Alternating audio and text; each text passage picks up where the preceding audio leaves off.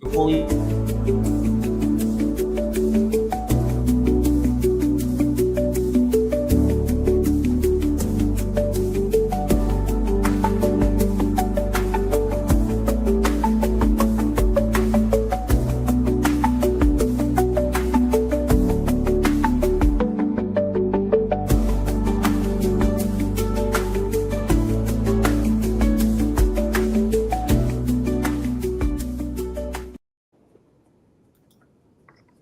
yo. Hey man, we here on the Brother Garfield podcast, man. All praise to the Most High. We apologize about the delay. That was more so on my part than anybody's part. Everybody was here. We got Priest Hakah Genesis here. We got Gadal in the building. This was one of those formal debates that we were all waiting for. If you are inside of the chat, you see us live, hit the chat if we sound good. We're going to test everybody mics to make sure we good. I was having a little issue, so y'all have to work with me. Brother Garfield here is to bag me up. He may not be the best moderator, but that is why he is coming off the bench. All right, hit the chat. Hit the chat and let us know if y'all can hear me. Do we sound good? Both of these brothers got some professional mics set up, so they should sound pretty good. If we can get a mic check for Priest Hakah right quick. Big G's, not the little ones. You know what's going on. All praise to the Most High. All right, and I would assume the little G's is Gadal, but we're gonna see when he speaks. Gadal, if we can get a mic check right quick, Gadal. That's your boy Gadal, the biggest G. Gadal in the building, man. All Yeah, praise to the Most High. chat it. If y'all can hear Priest Hakah and Gadal, put ones in the chat. Ones in the chat. And before we start the debate, put who you got winning in the chat. We need winners. Put who you got winning in the chat. All right. You know, hit the chat, man. Shout out to the Brother Garfield podcast. We want to do a little promotion. Shout out to the Brother Gadal. He's been debating on a Versus platform for a while. So shout out to that brother. He has a prolific wellness touch that is available for anybody who may have pain management issues or neuromuscular therapy is what he specializes in. So you could just put in prolific wellness touch in Google, and I'll be able to look into that and send it to your loved ones and friends who may need it. We definitely need that support in the community. We also got Priest Hakah. Please support his businesses. He has Genesis144.com right now with the children's Bibles. Make sure you guys support the platform as well. The children's Bibles are dope. That's Genesis144.com. Also, he has a new business that he wanted to promote as well. That is GenesisCaskets.com. What is that about, Priest Hakah? Genesis Caskets. GenesisCaskets.com. I had to start a casket business because I've been killing Old Testament onlys. I might as well profit off the funerals too. So GenesisCaskets.com. Check us out. You know, all praise to the Most High by Hashem Yahushai. See that? Shout out to Brother Garfield podcast, man, for allowing us to do the verses on his platform. If y'all can take this opportunity to share it to as many people's phones, Facebook, Instagram, Clubhouse, as much as you can to try to get this going and jumping. But we're finna get this thing started, man. It's an 88-minute debate. I'm Christian Cory. I'll be moderating a debate between Priest Hakah and the Brother Gadal. Brother Gadal has elected to go first, being the challenger who issued the challenge to Priest Hakah. 88-minute debate, 44 minutes on both sides. Today's topic is Daniel 7, right? Or Daniel 9, right? Daniel 9. Daniel 9, which is a very top level debated chapter that we have in our community that we definitely would like to see who actually comes out on top of this one. This is Daniel 9, the 70-week prophecy. Happened during the times of the Romans or the Greek time period. Now, I want to let who is on the Roman side or who is on the Greek side, that will be on the brothers to communicate. Am I still sounding good? Sometimes the screen is going up. If not, I'm going to keep. All right, good deal. Appreciate it. I'm going to go through the rules. Give me about 5 minutes, guys, to go through the rules. And then we're going to bounce it over to the brothers to be able to introduce themselves. So the rules for the debate is extremely simple. People may be very familiar with the Versus platform. I'll be moderating all the spaces, the timekeeping, everything. I'll be doing it from my end. Firstly, we start off with the introduction. That is 2 minutes on each side. It starts with Gadal, given 2 minutes. The rules for the introduction is that you cannot use Bible verses or any type of historical citations. Your job is to introduce yourself, your school of thoughts, and what you'll be teaching today, and what your opponent will not. After your 2 minutes, then Priest Hakah, aka Deacon, will go for 2 minutes, and then he would demonstrate the same thing. No Bible verses, no sources, no PowerPoints, just his own common words and wisdom to communicate what he'll be teaching today and what his opponent will not, himself as well as his school of thought. Do both brothers understand the introduction? I understand. Salakia, yes, sir. All right, let's move over to round one. In round one, Gadal will still be going first. For 10 minutes, his job is to communicate his premise on the topic of Daniel 9, the 70-week prophecy.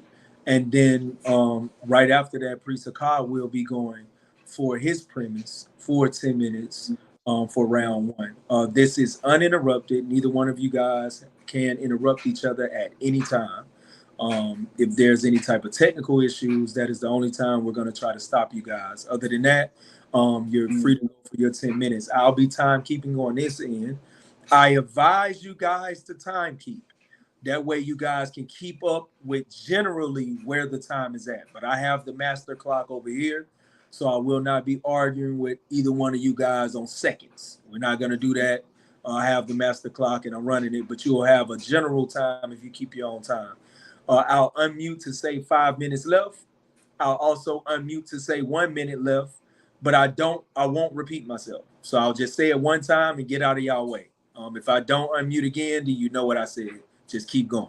Other than that, in terms of the time frame, we'll roll over to Priest Hakah on his 10 minutes of his premise as well. Then we'll close out round one. Any questions or issues with round one? If not, we're going to move to round two. Good. You get to put a thumbs up. You can put a thumbs up if we're good. All right, good deal. Moving over to round two.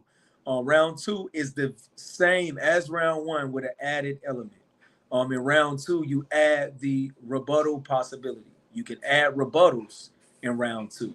Your whole 10-minute round can be a rebuttal to the other person's teachings, or it can just simply be continued premise. Just for clarity, ad homs is allowed. Of course, they may be looked down upon by the audience. This is not like a formal judge type of space. They may be looked down upon, but they are allowed. This is the Versus. This is, big boy platform and urban as well. So ad homs is allowed. Just watch it because, we got people watching and they can say you lost due to it. Other than that, round two is very much so like round one. It's just the added element of rebuttals. Any questions on round two? All right, good deal. So we'll move to round three. Round three is a little different. It is the questionnaire round where both opponents will be on a hot seat one by one. Gadal, you will be asking questions first and asking questions to Priest Hakah. Priest Hakah, you will be on the hot seat first for 20 minutes. Now, this section has a little bit more element to it in terms of rules. Now, there's a structure called the yes or no question structure, meaning if you are asked a yes or no question with the term yes or no in it, that must be in it, then and only then you must say yes or no first. That must be the first word that come out your mouth. If not, it's going to be a little discrepancy. We're going to stop the time and then we're going to reset and tell the person to ask the question again. It's pretty much a foul on the play. So you must say yes or no first and then advance into your answer. Once you advance into your answer, though the brothers argued over the time limit, you have a 2-minute limit to answer the question. You have a 2-minute limit to answer the question, a 2-minute maximum. You don't have to use the whole time. You can just be getting to it. But you do have a 2-minute maximum to answer the question. And then it will bounce back over to the person who's asking the question. Now, times can be emotions could go up a little bit. So sometimes people can cut each other off in the middle of an answer. We won't allow that. They have a certain time frame to be able to answer it. So I'm gonna stop you. Even if the person isn't answering the way you want them to answer, they have that time frame to answer it. It's based on the audience to say the person dodged the question. It's not based on you to cut them off. So I just wanted to say that the person is not forced to ask questions. So if you kind of teach on something that somebody said for 2 minutes or 3 minutes, destroying their answer, you can, and then you can come back to a question. That's also allowed. You're not forced to just ask questions. I want to make sure that that is crystal clear. Any questions so far? Then I'll get into the last part of the rules, and then we'll close it out. So 2, 10, 20. Yeah, 2, 10, 10, 20. Right. 2, 10, 10, 20. Yes, sir. Gotcha. Yeah. And then the other rule is you cannot send a rhetorical question back to your opponent when they ask you a question. You can't send a rhetorical question back. That's usually done. We're a little lenient with it, but we usually jump in and say, "Hey, no rhetorical questions." So if Gadal asks, "Hey, when what was it? Was it the Roman period?" You can't say, "Duh," isn't that what you teach? You can't say that. No rhetorical like questions. And answers, they must be answers. That's just for clarity's sake. Other than that, you're gonna after the round 3, of course, it bounces over to Priest Hakah to put Gadal on the hot seat. And it is the same rule structure. Then when we actually when we actually do the time frames, this is gonna be interesting. I like this debate already. When we actually do the time frames of the clocks for that for the 20-minute questionnaire, I'm gonna call it at 10 minutes left. When you're down to 10 minutes, I'm gonna call it at 2 minutes left, and then we're gonna close it out. I'm gonna say time, and then you must cease. After the formal debate, then we'll go into a 2-minute conclusion. In the 2-minute conclusion, it's the same rules as the introduction, but you are allowed to add Bible verses and sources in the 2-minute conclusion. That's when you can say, I touched on Daniel 9, verse 1. He didn't say nothing. You can start adding verses to it and also teach what you taught and what your opponents did not. Make sure you get the children's Bibles, Genesis144.com. And then we move over to after that, after the formal debate. If you guys feel like y'all still got a little animosity, educational animosity on your chest, then we can actually just go to a brawl area that is just no holds barred, no rules. You can talk over each other. You can you're fighting for space in the paint. That's usually what we do. We allow space for that as long as y'all select a time. So both of y'all can say, hey, I got 10 more minutes and 2 more questions. I got this. There's no rules. We're not going to allow you. You can't reach out to the moderator and think I'm finna get in there. I ain't getting in there. It's just a straight out fight and we send back. So whoever's asking the questions, if one person asks all the questions, so be it. We don't care. It's a straight brawl. You can elect to that. Other than that, some people would actually elect to people in the audience to come up and raise their hand and, get in a queue and ask a question. You don't have to debate them. We instantly drop them down, but we can elect that section as well. Any questions? I'm a veteran here, so I don't have any questions. All right, good deal. So here we go, man. This is gonna be one of the ones right here. And then we're gonna bounce it over to most likely God First Gang on the clubhouse to see what's going on, argue and fight a little bit more and see who actually won, let other people put each other in a headlock. So with that being said, man, if you brothers ain't got anything right now, any last words? Because I feel like somebody is not going to live after this. So any last words? He's dead. He's dead. He's already dead. He's dead. I gotta kill him again. He's like Lazarus. I gotta kill him twice. Hey, I don't got no words. We're gonna let this information talk, and we're gonna see who's embarrassed at the end of this night. Yeah, see that? All right, so before we go into the debate, we're finna go into it right now. Put in the chat. I know we got some extra people that just came in. Put in the chat who y'all got, man. Who y'all repping, who y'all representing. Ain't no down the middle. Take a side. Y'all, I'm the only person that's down the middle. I can't say who won or lost. That's the versus rules when it comes to a moderator. They can't say who won or lost. Other than that, Prolific Wellness Touch. Make sure y'all Google that. The brother is doing excellent things. The brother Gadal, Hakah, specializing in pain management and neuromuscular therapy. So make sure y'all hit up Prolific Wellness Touch. Just a simple Google. Everything will pop up. Support the brother in his respective cities. We also got Genesis144.com coming from Priest Hakah with the children's Bibles.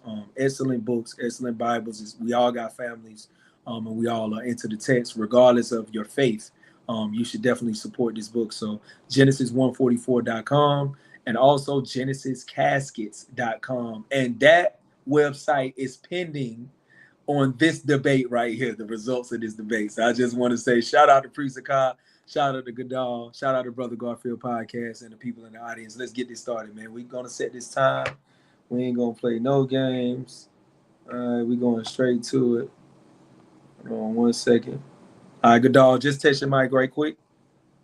Hey, Garfield, you're going to have to share. Yep, you sound good. Brother Garfield, you're going to have to share a screen if you need to share. Do you need your screen share for this particular round, Gadal? No, I don't. All right, so he's good to go. I mean, we're going in a introduction. Salaki, I apologize. So I'm gonna put 2 minutes on the clock. 1 second. All right, so of course you introduce yourself, introduce your school of thought. No Bible verses, no sources. The time starts when you start. Hey, it's Gadal, Gadal, Mr. Versus, the champion of versus. I have the belt. I'm the undefeated champion of the versus platform.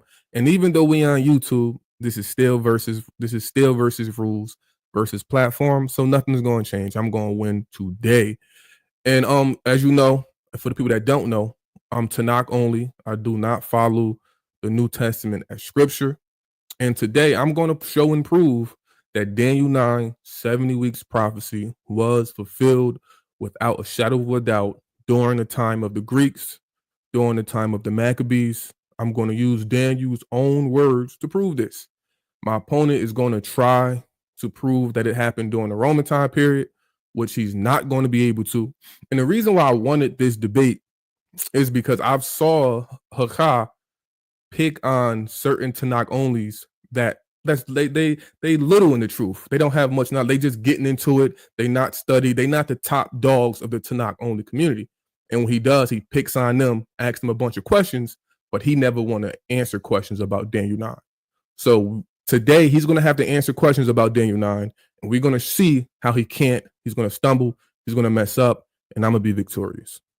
All praise to the God of our forefathers, Abraham, Isaac, and Jacob. I'm done. Quick problem. Cory just dropped off. Priest Hakah, go ahead with your 2-minute introduction. Hopefully, Cory will come back on. All right. Yeah, what's up? Chill out. Yeah, what's up?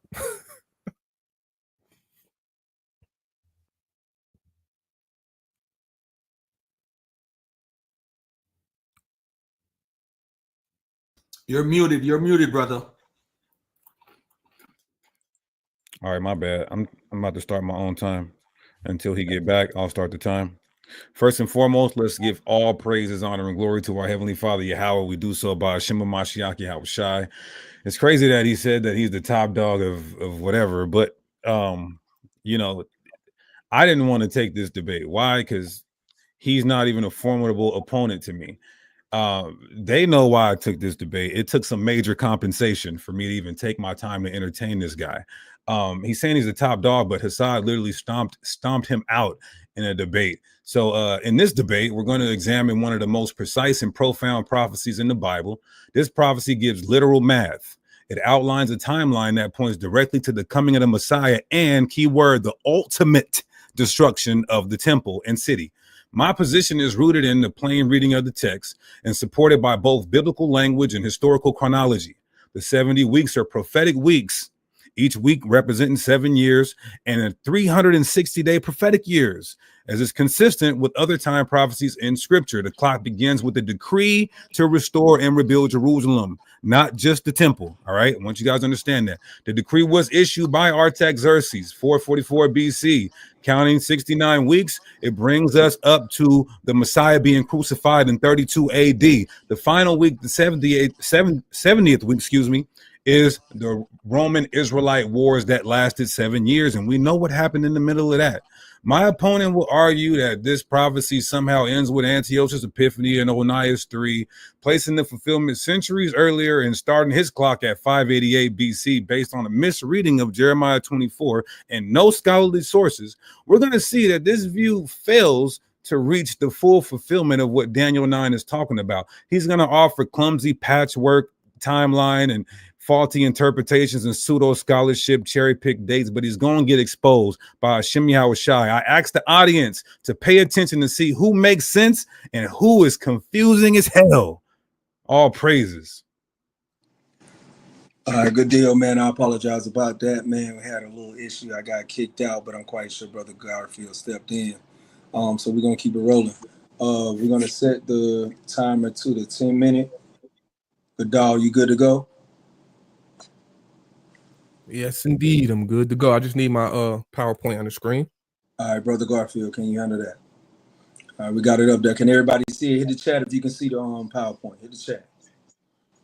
All right, put ones in the chat if you can see it. Put ones in the chat.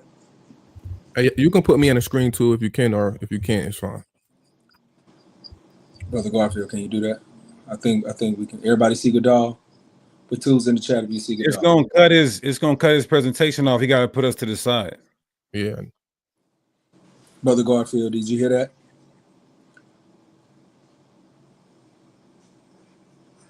If you can put it to the side, put it to the side. If you can't, then it's fine.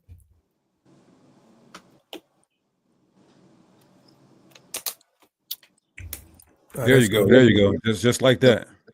All right, put threes in the chat if you can see it. We can see it on the stage. Put threes in the chat if y'all can see it, and we're gonna take off. Priest Hakah versus Gadal. We got Gadal in round one right now. It's finna get lit. Daniel 9, or just the book of Daniel, period, because I'm quite sure they're going to be touching some other things. 70-week prophecy. What did it happen during the times of the Romans or the Greeks? All right, we got threes in the chat. Gadal, if you good to go, the time will start when you start. All right, let's go. Daniel 9, 70 weeks were completed during the time of the Maccabees, which is the time of the Greeks. And we're going to prove this. Some important things to point out before we start. Let's read. It says, know therefore and discern that from the going forth of the word to restore and build Jerusalem unto one anointed, a prince shall be 7 weeks.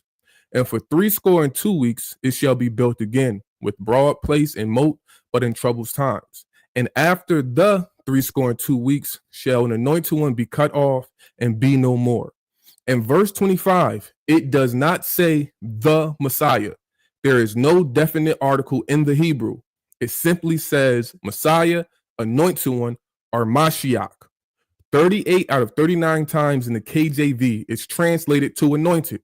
Why is Daniel 9 different? I'll let you guys think about that. The Messiah is HaMashiach. So it's important to know a difference from an anointed one and the anointed or the Messiah. Daniel 9 is not talking about this future, the Messiah. Verse 25, the 7 weeks, which is 49 years, is separate from the 62 weeks, the 62 weeks, which is 434 years. How do we know this? Because in verse 26, it lets us know that. In the Hebrew, there is a definite article this time for the 62 weeks. It says ha shabayim, separating it from the 7 weeks. There are 2 anointed ones in this chapter. The first anointed one comes after 7 weeks, which is 49 years. And the second anointed one is cut off after 62 weeks, which is 434 years. There is a big difference from the 7 weeks and the 62 weeks. They are not to be clung together. Cyrus is the first anointed one of Daniel 9. Isaiah 45 verse 1 lets us know Cyrus is the Lord's anointed. It says, thus said the Lord to his anointed, to Cyrus. So everybody know without a shadow of a doubt, Cyrus is the Lord's anointed one. So now let's get to the math. We're going to start with the first time period, which is 7 weeks, the 49 years. Where do we start this math from? It says, from the going forth of the word, Debar. Who gave this word? Let's read Ezra chapter 1, verse 1. Now, in the first year of King Cyrus of Persia, that the word by the Lord of the mouth of Jeremiah might be accomplished, the Lord stirred up the spirit of Cyrus, king of Persia. So Ezra lets us know that Cyrus is fulfilling what Jeremiah spoke. Jeremiah gave that word, which is why Daniel is thinking on Jeremiah's prophecy. In Jeremiah 29, verses 10 through 14, God tells us he would fulfill his good word, his good debar. What word? Let's read Jeremiah 24, and we're going to start at verse 4. And the word of the Lord came unto me, saying, Thus saith the Lord, the God of Israel, like these good figs, so will I regard the captives of Judah, who I have sent out of this place into the land of Chaldees for their good. I will set my eyes upon them for good, and I will bring them back to this land, and I will build them up. Now, God said after he brings them out of the land of the Chaldees, which is Babylon, he would build them up in their land. Now, when God says he's going to build us up, it's talking about our government, our city, our temple, everything. So he said he would do that after Babylon. So remember, if I have the Bible Hub timeline right here, Jeremiah gives the prophecy of Jeremiah 24 and Jeremiah 29 in the year 588 BCE. Now, let's subtract the 7 weeks, which is the 49 years, from 588. You will be at 539. The exact same year Cyrus defeats Babylon. We have that right at the bottom. Cyrus describes how he conquered Babylon in 539 BCE. It's not a coincidence that exactly 49 years, exactly 7 weeks that the prophetic word was sent out, we have the Lord's anointed one on the scene. There is no coincidence. This is a fulfillment of the first time period, the 49 years. The word went forth, exactly 49 weeks. The Lord's anointed is on the scene, just like Daniel 9 says. Now, the 62 weeks, the 62 weeks, which is 434 years. You start this from the start of the Babylonian captivity. Why? Because everything that Daniel is asking has to do with the rise and fall of Babylon and the captivity and the reestablishment of Israel.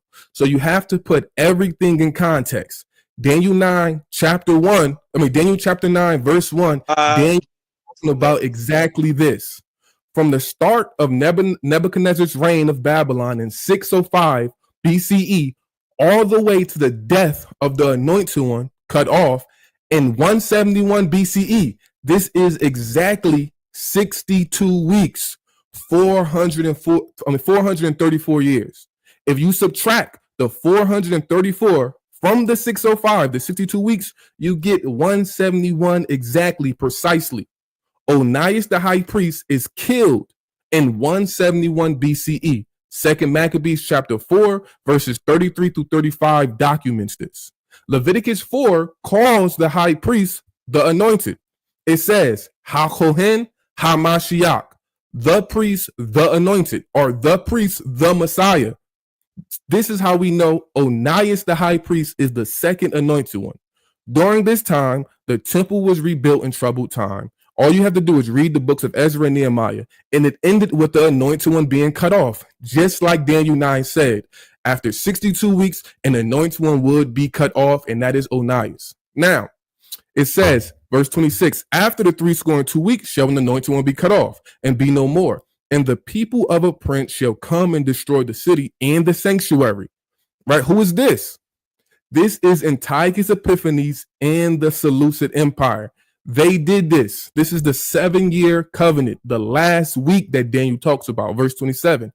And he shall confirm the covenant with many for 1 week. This is a 7-year covenant. Let's read. In 171, just like we talked about, Menelaus gets Onias killed and becomes high priest. This starts Antiochus robbing the temple. Second Maccabees chapter 4 and chapter 5 documents this. 3.5 years later, in 167 BCE, halfway through the week, he corrupts and destroys the city and the temple, also sacrificing a pig on the altar. This is what Daniel 9:27 says. He shall confirm the covenant with 1 week, and in the midst of the week, he shall cause the sacrifice and the oblation to cease. This is a fulfillment of that right here during the time of the Greeks. Now, at the end of this week, in 164 BC, the temple is rededicated and anointed by the Maccabees. That's 1 Maccabees chapter 4, verses 52 to 58. Daniel 9:24 says, and to anoint the most holy place. This is why we celebrate Hanukkah. Daniel 9 is literally talking about Hanukkah. And it says right here, from 171 BCE to 164 BCE is exactly 70 years. It's exactly 7 years. And 167 is exactly the middle of the 7 years. When the abomination of desolation happened, the sacrifice ceased. This is clear and precise what Daniel 9 is talking about, and it happened during the time of the Greeks. Another thing that's important, Daniel said the Greeks would do it. I didn't say it. Daniel said it. He tells us the Greeks would do it in Daniel chapter 8, verse 11 through 21. Let's read. And the he-goat magnified himself exceedingly, and he was strong, and the great horn was broken, and instead of it there came up the appearance of 4 horns toward the 4 winds of heaven. And yea, it magnified himself even to the prince of the host, and from him the continuing burnt offering was taken away, and the place of his sanctuary was cast down. This is what Daniel 9 is talking about. Now, it says the he-goat would do this, correct? Now, verse 21, who does Daniel say the he-goat is? The rough he-goat is the king of Greece. The rough he-goat is the king of Greece. Daniel said the Greeks would do this, not the Romans. If someone says the Romans did this, they would be calling Daniel a liar and a false prophet. It's clear. We went through the first week, we went through the 62 weeks, and now we just went through the last week. I just showed you the fulfillment clearly and precisely with dates, history, and the words of Daniel. It's clear. This debate is already over. I can see the rest of my time. All right. He concedes the rest of his time with 20 seconds left on the clock. Shout out to Gadal, closing out round 1. We're going into round 1, the second of the latter half of Priest Hakah, going into his premise on the topic Daniel 9. We're talking about the 70-week prophecy. Did it take place in the Roman period or the Greek period? We're going to reset this 10 minutes right quick. All right, for Priest Hakah. And make sure you snatch up those children's books on Genesis144.com. Make sure y'all snatch them up. Priest Hakah got them inside of the of his visual right there. So snatch them up. Genesis144.com. Somebody threw it in the chat. Other than that, Priest Hakah, can we get a mic check? Mic check. All praise to the Most High. All right, Brother Garfield. Well, let me ask Priest Hakah, would you be doing a PowerPoint? Yeah, I'm gonna share my screen. All right, good deal. So we got the time set up, Brother Garfield. If you can share Priest Hakah. Let's see. Okay, there we go. Hey man, who got Gadal up so far, man? Put it in the chat, man. If you got Gadal up, be honest. Put it in the chat, man. This is the verses, man, on the Brother Garfield podcast. That was horrible, man. Right, okay, I'm ready. All right, so the time will start when you start, Priest. All right. 1 second. Bro, maybe you need to I don't know what your program you're using. You're using Key Point, right? Or Key whatever, right? Key Notes. Oh, hold on. I know what to do. Yeah. I know what to do right here. You sure? Wow. Because if you press that, it's gonna go by a timer. So you sure you want to do that? Yeah, I know how to do it. It's not gonna go by a timer. I can manually do it. I just wanted it to make it bigger on the screen. All right, cool. Okay, yeah. All right. So as soon as I start, we start? Time will start when you start, sir. All right. Let's go. Round 1. All right. Daniel 70 weeks fulfilled in Greek or Roman period. Daniel 9:24. 70 weeks are determined upon thy people and upon thy holy city. Everyone agrees these are spiritual weeks. Each day for a year, totaling 490 years, but they're prophetic years. It's not a random assumption. This is Bible-based. The Bible talks about how days represent years, weeks represent 7 years. But they're prophetic years on a prophetic calendar. There's scriptural evidence for this. They're 360-day years, not our solar 360 25-day years. Where do we see this? Revelation 11, where it talks about 42 months, which is 1,260 days. That would mean each month is 30 days, 1 year, 360 days. Now, so 490 prophetic years would be 483 of our solar years. All of this would have to happen within this time period. Determined 70 weeks, the holy city, finish the transgression, making the end of sins, making reconciliation for iniquity, bringing in everlasting righteousness, sealing up the vision of the prophecy, and to anoint the most holy. What does finish the transgression mean? He's saying that it means, they get 500 years to go be gay, because that's what he's saying. They get 500 years to keep committing sin. That's ridiculous. This phrase means transgression will end, and is speaking to ending Israel's rebellion once and for all. Now, while Yahushua's death on the cross was the beginning of that process, the legal sacrifice made for the restoration, the actual finishing of the transgression won't be complete until we are in the kingdom under the new covenant, which his death was for when we no longer sin. It says to make an end of sin, also echoing that same prior phraseology. So although sin still exists, this phrase points to the legal mechanism by which sin would be removed, i.e. the new covenant under Yahushua through his blood being the down payment for the future covenant where the law is written on our inward parts. That covenant has not been implemented yet, but the foundation was laid by him through him. All right. Now, to make a reconciliation for iniquity, this is given mediation talk. The mediator restores us because of our sins. Yahweh turned his back on Israel. Yahushua's role as the high priest and mediator reconciles that broken relationship. He offered himself as a once for all sacrifice, giving us access back to the Father, Hebrews 9:26. Now, instead of animal offerings and Levitical rituals, we have an intercessor because we cannot do animal sacrifice at the temple. Also, it says to bring in everlasting righteousness. Kingdom righteousness by Yahushua, which hasn't been fulfilled, but it's coming through Yahushua. He is the vessel through which everlasting righteousness will be brought into the earth. Isaiah 9:7 says his kingdom will be ruled with justice and righteousness forever.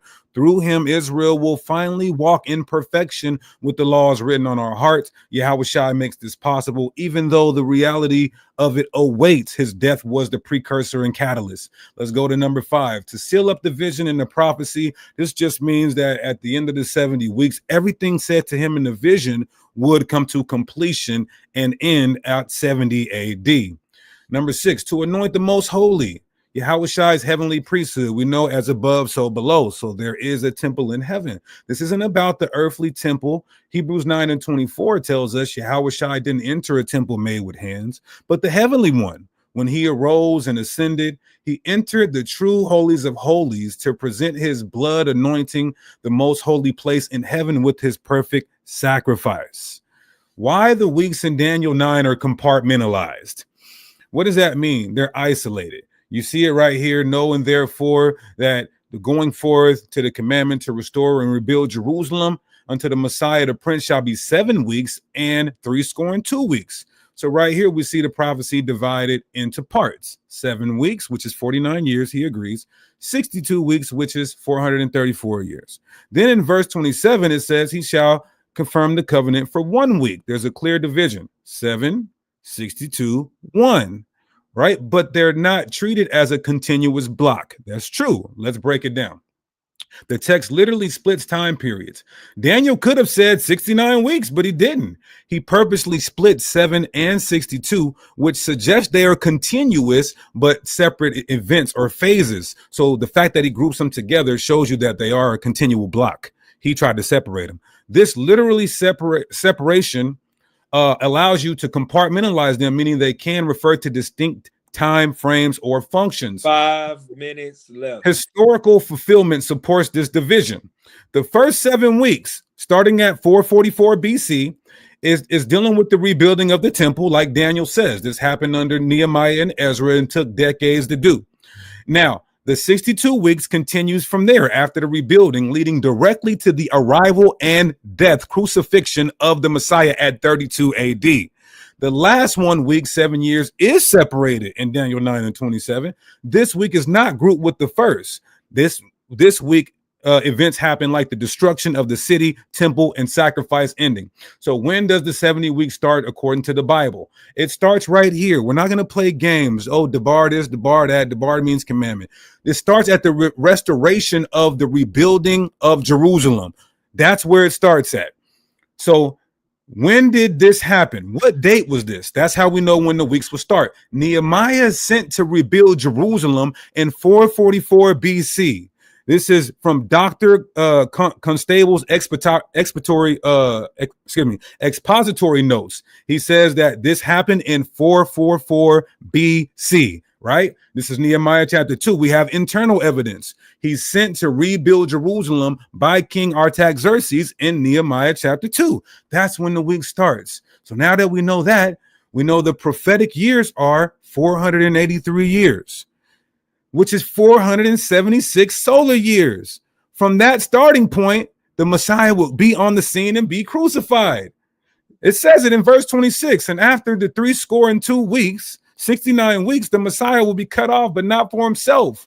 444 BC, 476 prophetic years, which are 483 prophetic years is 476 solar years, brings you to 32 AD. The scholars say he died from 30 to 33 AD. He's in the body bag. Now, verse 26, and the people of the prince, after the Messiah dies, a prince will come. This prince will come and destroy the city and the sanctuary. This prince will come with legions. This is the Roman legions. The prince is Titus, the son of Vespasian. He was going to destroy the city and the sanctuary. He burned it, flattened it. Utterly destruction. The second temple, the central place of the Israelites' worship, was completely destroyed, never rebuilt till this day. That's what Daniel 9 says. Antiochus didn't do this. This wasn't a partial judgment. This was a total annihilation, like Daniel said would happen. It says the end thereof shall be with the flood, not literal water. This is an overwhelming military invasion. I'm going to ask him, did Titus destroy more or did Antiochus? The Roman forces flooded Jerusalem with violence. Even Josephus says blood was running in the streets of Jerusalem with over 1 million deaths. Until the end of the war, desolations are determined. Meaning it wouldn't stop in 70 AD. It would go all the way to 73 AD. He can't prove that. Now, he shall confirm the covenant. He shall confirm the covenant with many for 1 week. And in the midst of the week, he shall cause the sacrifice to cease. Now, who is the he here? The same as the prior, Titus Vespasian, right? And the people of the prince shall come. We proved that contextually. Confirm the covenant. Confirming the covenant or the oath is in connection with Daniel chapter 9, where it says, yea, all Israel have transgressed thy law. Therefore, the curse is poured upon us, and the oath that is written in the law of Moses. The word covenant and oath here are interchangeable. So the oath in Daniel 9 and 11 refers to the curses of Deuteronomy 28. So when it says he will confirm the not about the new covenant. It's about God using Titus Vespasian to implement the curses of Deuteronomy 28 and that the old covenant curses. We see that in Leviticus 26 and 25, where the Lord will send armies against you to carry out the curse of the covenant. Bars, right? Now, Titus Vespasian fulfills this covenant curse, right? This 1 week curse, 7 years, where he interrupts or completely annihilates the temple where we cannot sacrifice in 70 AD. He fulfills other curses surrounding 70 AD where we're permanently exiled and our land is permanently destroyed. That's 7 years fitting perfectly. 66 to 73. He can't get around this. And in the middle of that week, it's 70 AD where he destroys the temple, right? And in the midst of the week, he shall cause the sacrifice to cease. We talked about that. For the overspreading of abominations, this is what he's going to have to deal with. This was total destruction. That didn't happen with Antiochus, but it did with Titus. All praises to the Most High. He's done. Time. Right on time, brother. Right on time. We just reset the 10 minutes. We're going into round 2. Make sure you guys support Gadal Hakah with Prolific Wellness Touch. We got a couple of people just coming into the room. Support the brother's business. He's doing some excellent things with pain management and neuromuscular therapy. I know people may be dealing with those issues or have people in their families or in their neighborhoods require such a trade. So make sure y'all reach out to Gadal with Prolific Wellness Touch. Just simple Google and all of his credentials will pull up. Also, we got the good brother Priest Hakah with Genesis144.com with the children's Bibles. Make sure y'all click Genesis 144 with the children's Bibles. We're going into round 2 right now, which allows for a continued premise as well as a rebuttal. So you can also include a rebuttal, or you can just do 10 minutes full of rebuttal, or you can do a little mix and match. That's on you guys to do it, but it allows for that. Bible verses and, of course, sources is allowed. No interruptions in round 2. Gadal, you are first. The time is set at 10 minutes. Gadal, can we just get a quick mic check? If you're inside of the audience, put who you got so far, man. These boys just went in round 1. Right. Who you got so far? Throw it in the chat. Gadal, what you got? Mic check. I'm here, mic check. I'm here. You can put me at the top. All right, good deal. Would you be utilizing the your PowerPoint? Yes, indeed. All right, good deal. Brother Garfield, let's get that up. All right. So we got the PowerPoint up, and then the 10 minutes is up. Gadal, the time will start when you start. Right, let's get to it. Why Hakah's understanding of Daniel 9 doesn't work. We're about to strike him out. The first strike, the 444 BCE 70-week start point is just bad work. The prophecy in Daniel 9:25 says the 70 weeks begins with the word to restore and build Jerusalem, not just the walls. Problem: the 444 BCE decree that Artaxerxes authorized the rebuilding of Jerusalem's walls, not the city. Historical context: the temple in some parts of Jerusalem had already begun to be rebuilt under earlier Persian decrees. They started in Cyrus in 539, Darius in 520, and Artaxerxes in 457. Conclusion: using the 444 BCE as a start is horrible because the decree is the building of the walls, not the city. All that decree did in 444 was build the walls and continue the building of the city that was already started. How do we know this? Let's read the Bible. Nehemiah chapter 1, verse 3. The wall of Jerusalem is broken down, and its gates have been burned with fire. Nehemiah chapter 2, verse 17. Let us rebuild the wall of Jerusalem. Nehemiah chapter 3 describes the detailed work of the rebuilding of the wall, naming individuals and families who repaired specific sections. Nehemiah chapter 4, verse 6. So we rebuilt the wall. Nehemiah chapter 6, verse 15. So the wall was completed on the 25th of Elul. Nehemiah chapter 7, verse 1. After the wall had been rebuilt. The decree 444 was the rebuilding of the wall. The city had already begun to be built. Let's prove that. If they are built, this is Ezra chapter 4, verse 12. Before 444 BCE, they are rebuilding that rebellious and wicked city. They are restoring the walls. It already started to be built before 444 BCE. How can you start it at that decree? Verse 13, if this city is rebuilt and its walls restored, no more taxes or tribute or duty will be paid, and eventually the royal revenues will suffer. This confirms the city rebuilding was underway, and the ops feared its completion would cause political problems. This is before 444 BCE. Ezra chapter 4, verse 21.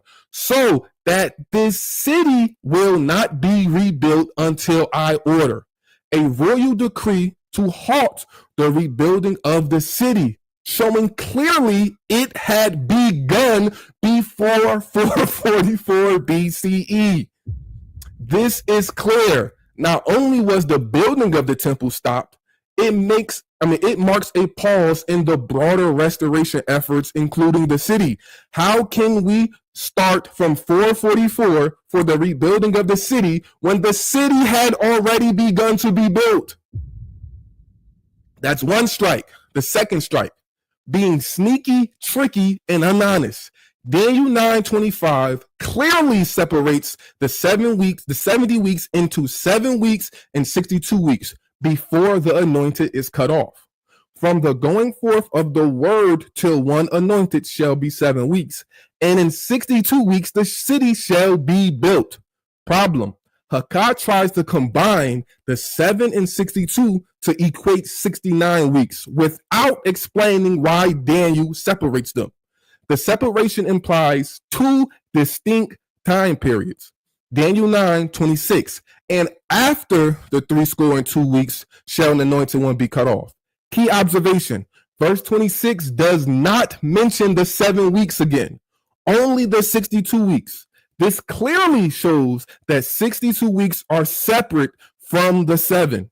Something happens after the 62, namely the cutoff. Conclusion: treating the 7 and the 62 weeks as 69 weeks together is very problematic and going against what Daniel clearly writes. Scholarly support. John J. Collins, a commentary on the book of Daniel, page 355 to page 356. Collins, a recognized expert in Daniel, writes, 5 minutes left. There will be 7 weeks. The Masoretic text places an etnac between the 7 weeks and the 62 weeks. The Theodotion, however, reads 7 and 62 weeks, so that 69 weeks would elapse. There can be no doubt that the Masoretic text punctuation is correct. Separating the 7 weeks and the 62 weeks is the only valid reading of the text.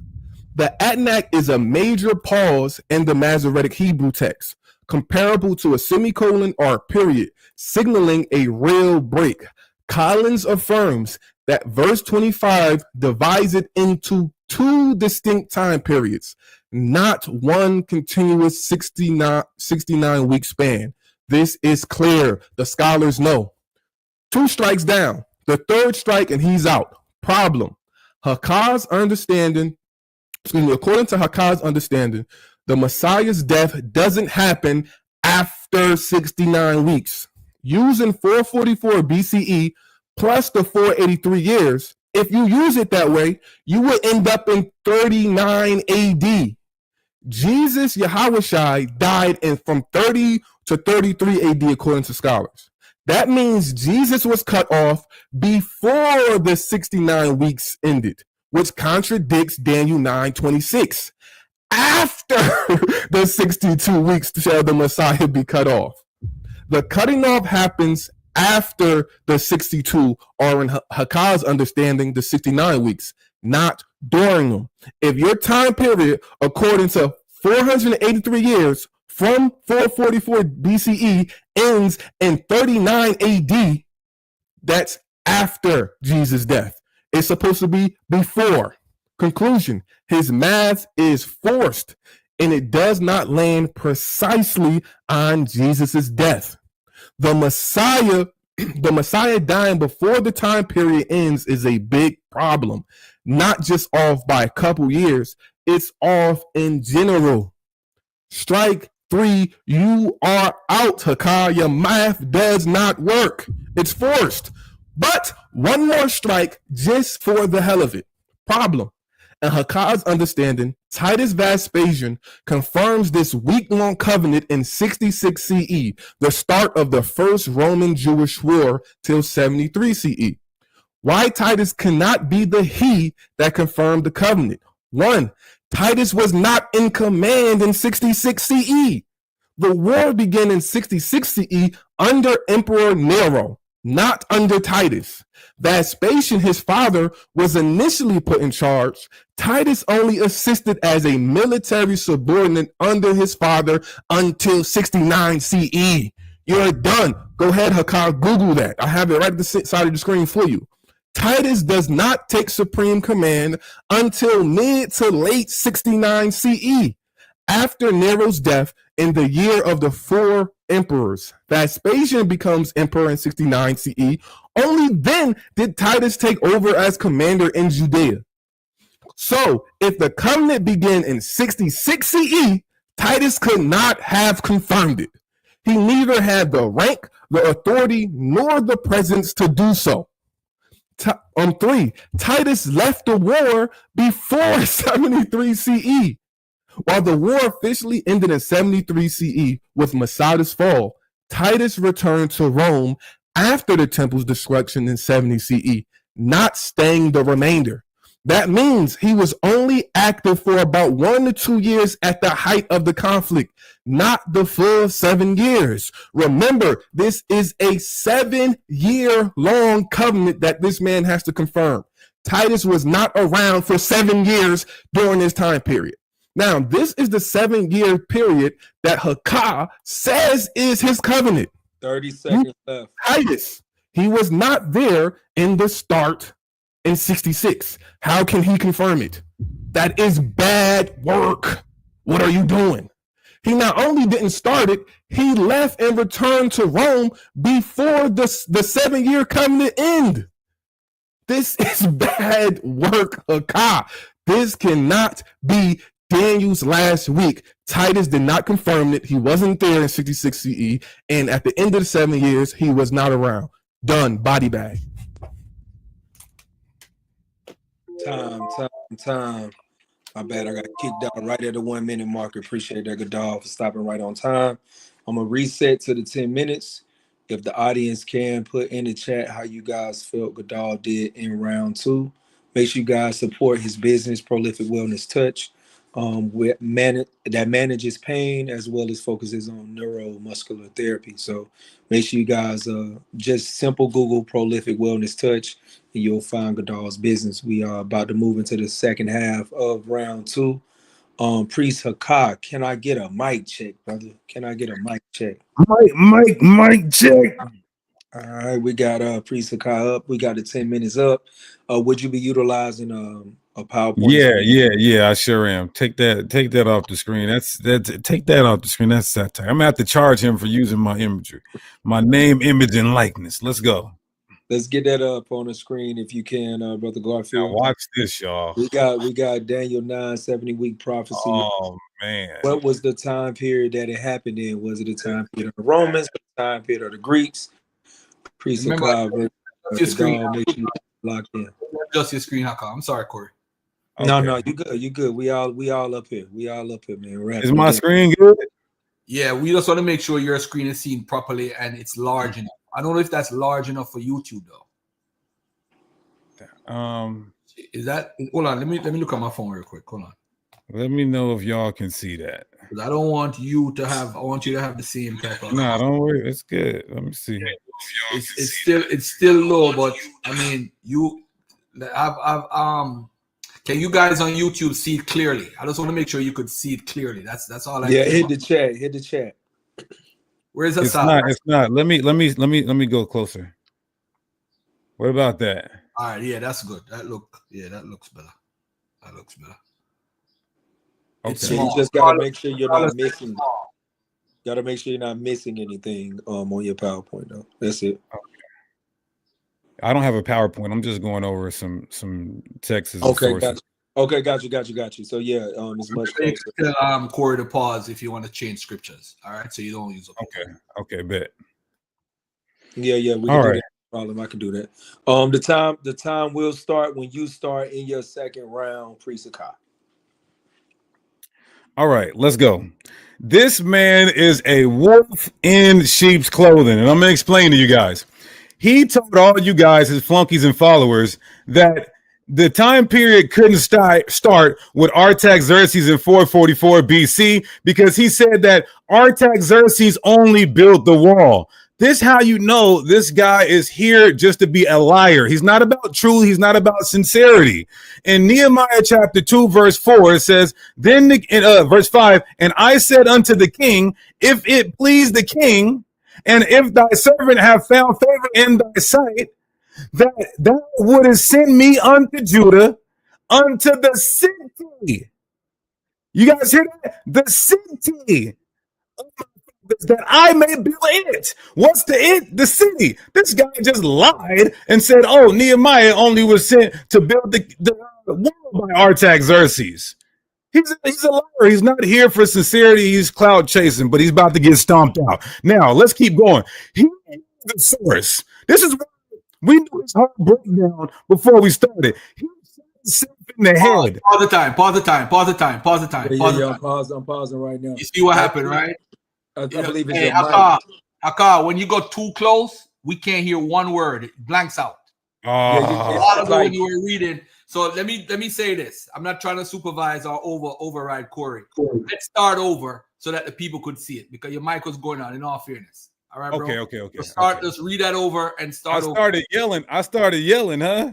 Yeah. Hey, Priest Hakah, just to keep it real, it was only when you really raised your voice. So you might have to check your mic level or something. But it was only when you really raised your voice, we couldn't hear you at all. Yeah, your mic is good when you talk normal. Okay. Let's do this. Yeah. Let's do this. This should be better. I was yelling and screaming.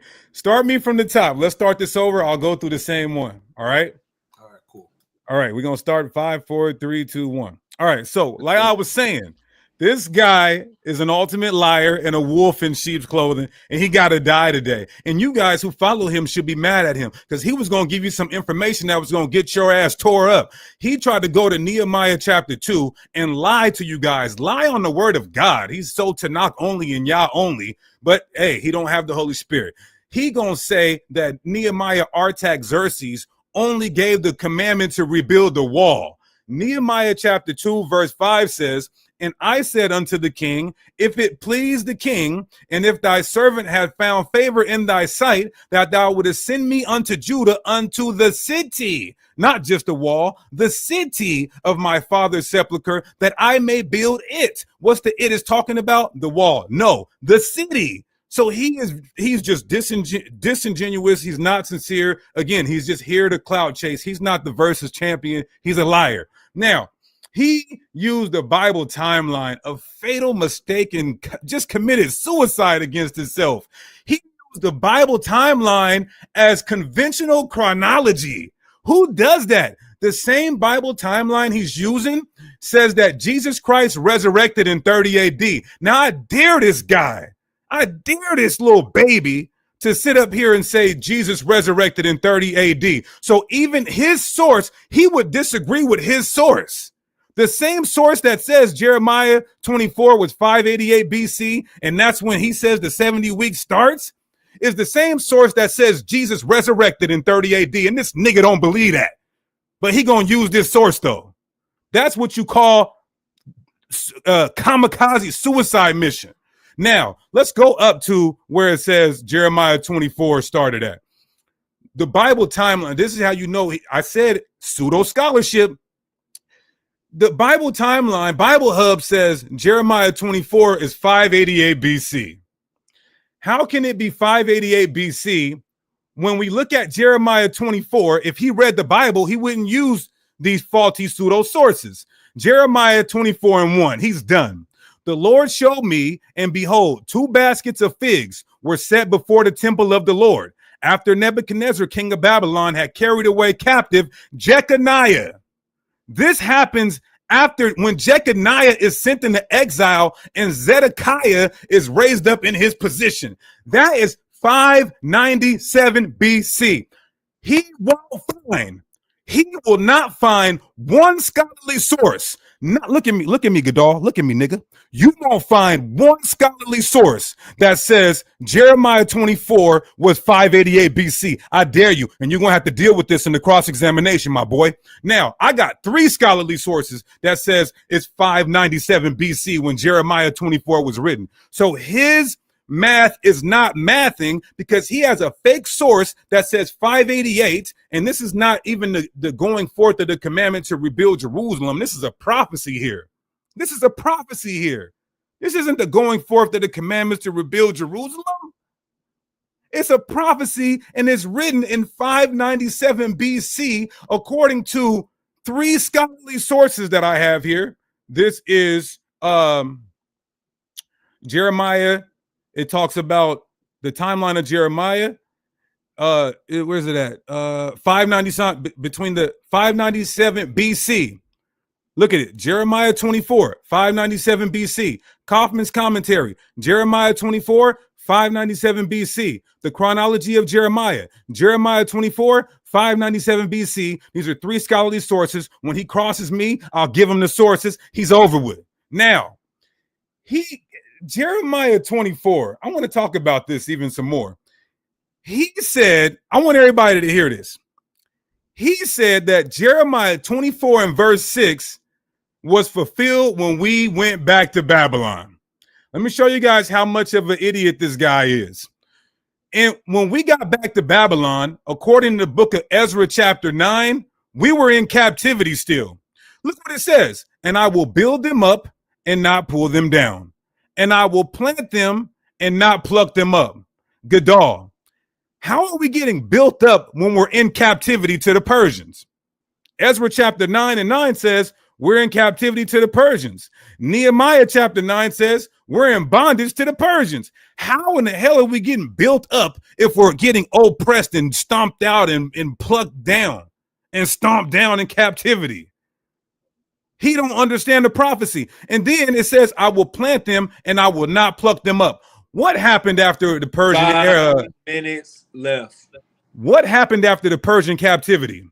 We went into slavery and went exiled to Greek provinces. So we were plucked up again. He cannot use this. Then he tries to go to his 62 weeks starting at 605. Let's go to Daniel 9 and show you guys how he doesn't even believe in his own translation. Look at the JPS Tanakh. He's just disagreeing with all of his sources. How in the hell in the JPS Tanakh does Daniel 9 and 25 say that the 7 weeks start first? You guys hear that? Gadal, you hear that? The 7 weeks start first. You got the 7 weeks starting at 588.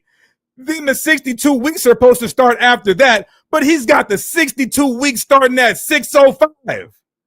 When Daniel 9 doesn't even say that the weeks start at the beginning of Babylon. But he said, oh, the week started at the beginning of Babylon. He's now rewriting Daniel chapter 9. You can't do that, boy.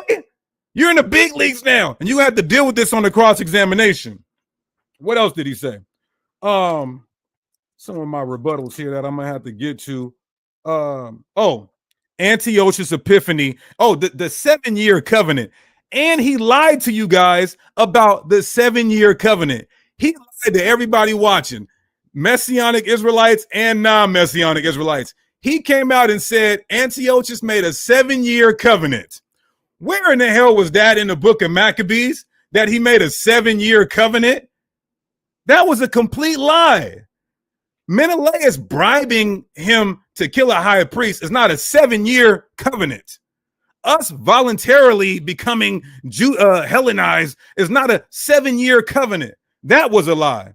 Then he cannot explain how Daniel 9 at the end, when it says the consummation, let's pull that up. The consummation. What does the word consummation mean, Gadal? It's in the Masoretic text. Look at what it means. Complete destruction. He straight bypassed the language of Daniel 9 that it's supposed to be complete destruction after the end, when the weeks end. Antiochus didn't do that. Who gave us a complete destruction more? Antiochus, where we rededicated the temple 3 years later? Or Titus Vespasian, where we still have not got the land back, it's still laid waste, and the temple is still laid waste? A 3-year destruction versus a 2,000-year destruction. Who did more of a complete annihilation? Of course, it would be Titus Vespasian, the Roman Israelite wars. What else I got? Oh, so he said that the 62 weeks. Let me go up out of here real quick. The 62 weeks have to be they're not lumped together. They shouldn't be clung together. If that's the case, in Daniel 9, I want you guys to see Daniel did this methodically. And I answered his question. He tried to act like I didn't answer. He said the 62 weeks and the 7 weeks shouldn't be a continuous one block. How when he grouped them together? The reason why he's even saying 7 weeks and 62 weeks, because I said this and you're not listening. I said the 7 weeks is about rebuilding the temple and the city. The 62 weeks come after that, and that leads up to the arrival of the Messiah and his crucifixion. But he's not listening. He goes to Ezra chapter 1, and let's go to Ezra 1. Let's go to Ezra 1. Let's see if Cyrus gives the decree to rebuild the temple.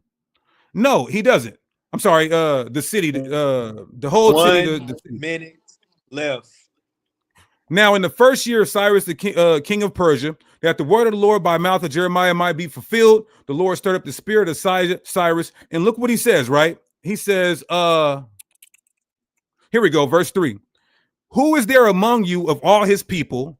His God be with him, and let him go up to Jerusalem, which is in Judah, and build the house of the Lord.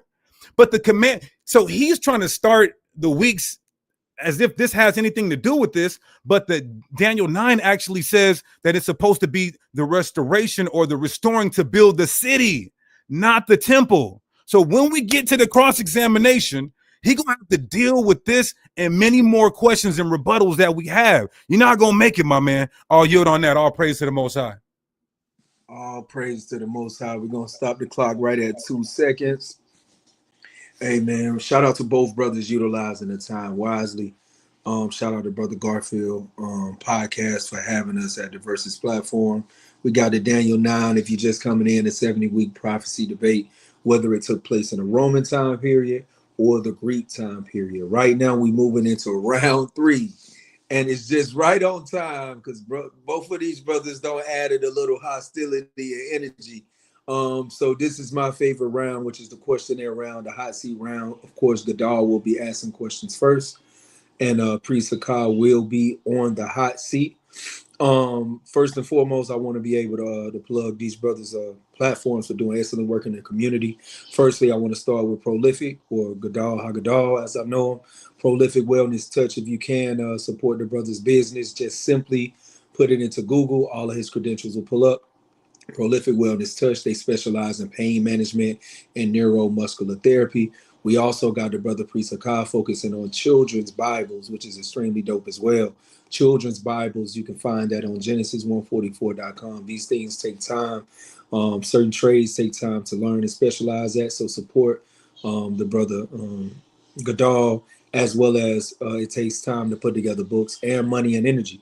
So make sure you support Priest Hakah's works as well. Right now, we in round 3, man. We got Priest Hakah on the hot seat. Both of these brothers' energy is high. Hit the chat, man, who you got. Round 1 and round 2, that's your premise and your rebuttal. So hit the chat on who you got, man. Both, I don't know who I got right now. I might be having some private conversations with some people.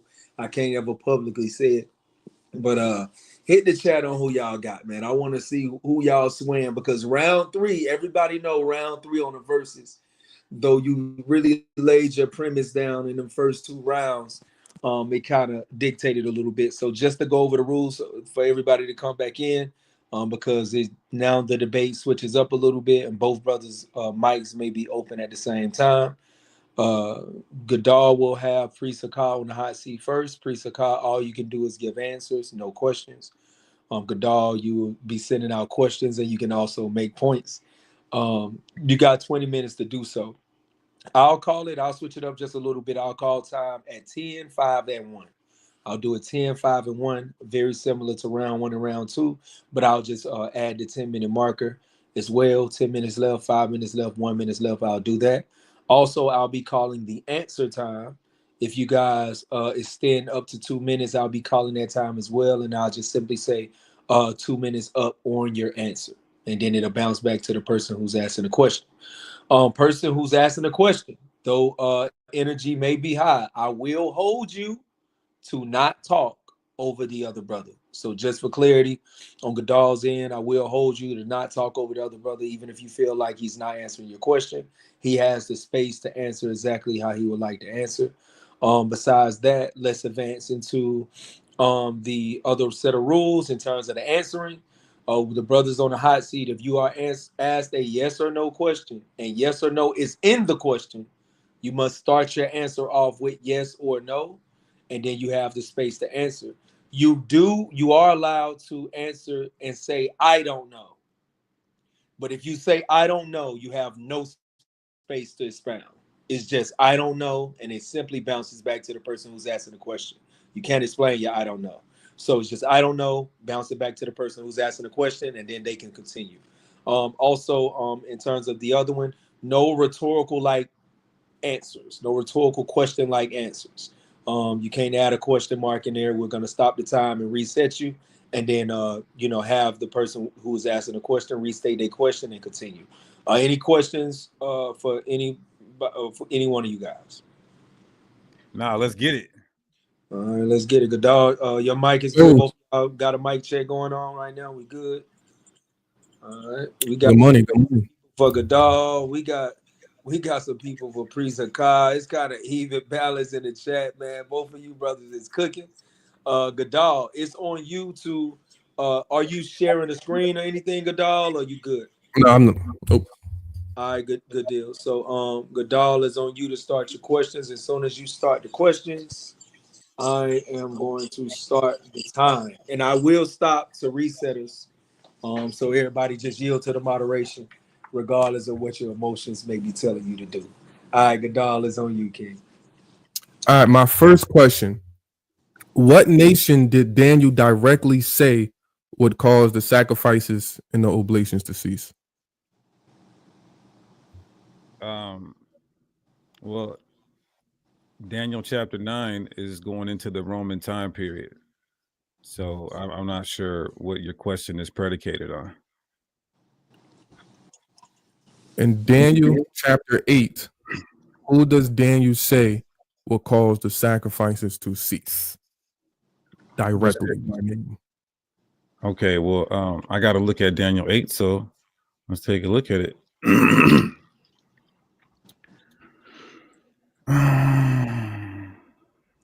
Okay. Daniel 8. I have to ask what verse, or I'm just going to be looking. That's fair. I'll stop the time. I thought you would know it, my bad. But it's Daniel chapter 8. Just to say right quick, I stopped the time. That was the only thing that I was going to say before. Okay, yeah. You can keep the time going. I see it. Yeah, but just try to call out the verse that'll kind of help us move it along, if y'all can. Okay, got you. Mm-hmm. Okay, you can roll the time. So for one, I'll answer the question. In Daniel 8 and 11, this right here is speaking about the Greeks. But the debate, let me just read it. He even exalted himself as high as the prince of the host, and by him the daily sacrifices were taken away, and the places of his sanctuary were cast down. Now, I don't disagree that Antiochus is the fulfillment of the dedication, and that is spoken of in Daniel chapter 8 and in Daniel chapter 11, and I believe Daniel chapter 12. But the title of this debate is not Daniel 8. The title of this debate is not Daniel 11. The title of this debate is the Daniel 9 70 weeks. So to conflate this shows why you're on a rudimentary level. Does Daniel name by name any other nation that would take away the sacrifice? And that's a yes or no question. In Daniel chapter 8, it doesn't name it by name. It doesn't even name it by name right here in Daniel 8 and 11. So can you clarify your question? In Daniel 8, he specifically identifies the he-goat that takes away the daily sacrifice as the Greeks. He does name them by name. Now, in the entire book of Daniel, when he talks about the daily sacrifice being taken away, outside the Greeks, do he name any other nation? No, he does not. But the fact that Daniel 9 is talking about the Roman period, Daniel chapter 7 the fourth beast is the Romans, it doesn't mean Daniel's prophecies stop at the Greek captivity or the Greek subjugation or time period. It does go past that into the Roman Empire. And so to say that is another fallacy. And even in Daniel chapter 8, it says it was rebuilt. In Daniel chapter 9, it said consummation, meaning total annihilation and destruction, where it would never be rebuilt. Okay. How many abominations of desolations does Daniel prophesy about? I believe he speaks about one in Daniel chapter 9. And then I also believe it is in Daniel chapter 11. So I think Daniel talks about the abomination of desolation twice. All right. Is that the same abomination of desolation, or is that two separate abominations of desolation? For me to say that it's the same abomination of desolation would be for me to agree with your position. You're asking questions that you already know the answer to. So those are two separate abomination of desolations. Okay, great. Now in Daniel chapter 9, and you keep mentioning this consummation, verse 27, it says, even until the consummation, and that determined shall be poured upon the desolate. Now, it's desolate. The city and everything is desolate. What was determined that's poured upon the desolate? The prophecy stating that Jerusalem, the city, the land and the temple and the people will be utterly destroyed and desolated. I don't think you understand my question. It's already desolate in Daniel 9:27. It says, even unto the consummation, that determined shall be poured upon the desolate. It's already desolate. What is poured upon the desolate? Okay, Daniel 9:26. And after 62 weeks, shall the anointed one be cut off and be no more, and the people of the prince that shall come shall destroy the city and the sanctuary, but his end shall be with the flood, and unto the end of the war desolations are determined. So the translation that I'm reading, which is your translation, 27. Doesn't work. 27. Okay. And he shall make a covenant with many for 1 week, and for half of the week he shall cause the sacrifice and offerings to cease. Upon the wing of the detestable things shall that which caused the appallment, and that until the extermination wholly determined be poured out upon. So this still is not matching with your translation. Either way, I'll just say what I believe it means. 70 AD was a destruction, and then the complete destruction would come after that as well. So it's a 7-year war. That's why it says until the end there will still be war. So it doesn't just stop in the middle of the week at 70 AD. The war continues, and that's why it's 66 to 73, the 1 week fulfilled in the Roman Jewish wars. All right, so what he's having a trouble with, it says that determined shall be poured upon the desolate. The city is desolate, and something determined was poured upon the city. What was determined? Verse 24, to anoint the most holy place. That's supposed to happen after the abomination of desolation. So he's struggling to answer. He's teaching me. Are you asking me questions or are you teaching? Moderator, why is he cutting me off? I'm coming back in. I just paused the time. He is allowed to instruct on a point. He's not held to ask a question. Okay, let's keep going. Yeah, so the time can start back whenever you start back, Gadal. So he's struggling to show and explain what's poured upon the desolate. And in the translation he was reading, it said that determined shall be poured on the desolator.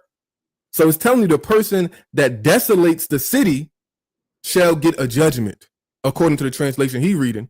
But in the KJV, the translation that he's purposely not reading, it says that shall be poured upon the desolate. So we know the city and the temple and everything, the most holy place, was supposed to be reanointed after that. So you're struggling with that. Now, you said Titus Vespasian confirms the covenant in 66 CE.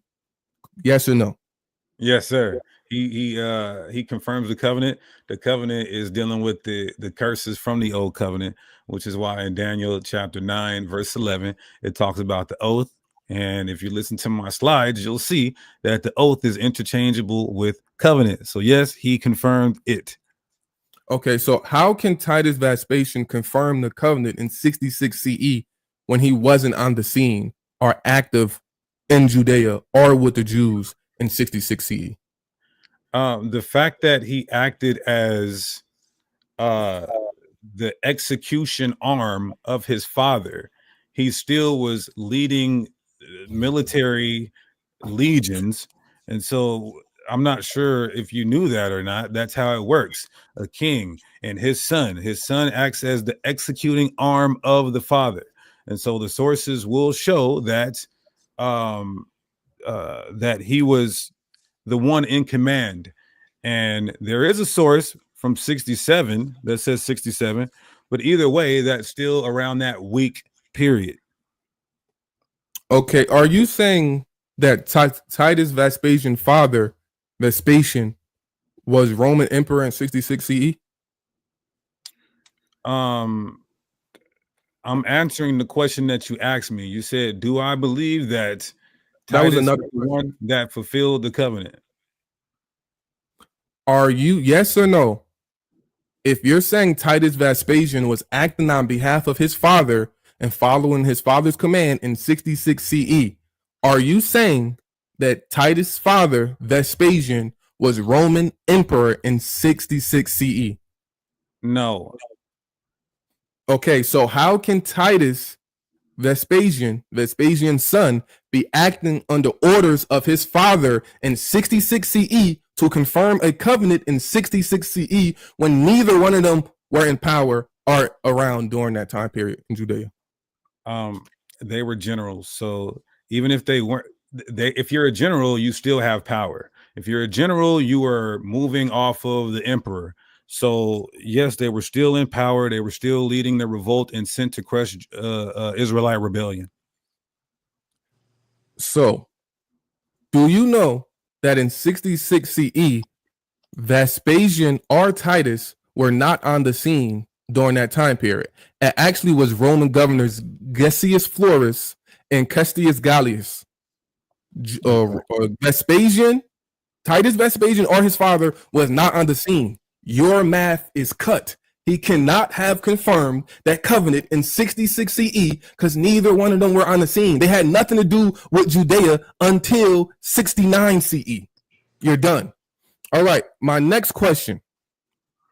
Let's get back to my questions. All right. My next question.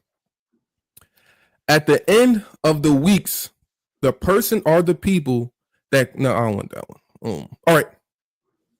Where do you get the understanding of solar years in Genesis chapter 1?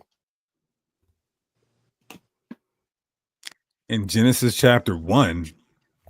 Yes. I didn't reference Genesis chapter 1. Solar years dealing with the years that we would go by, these 365-day years.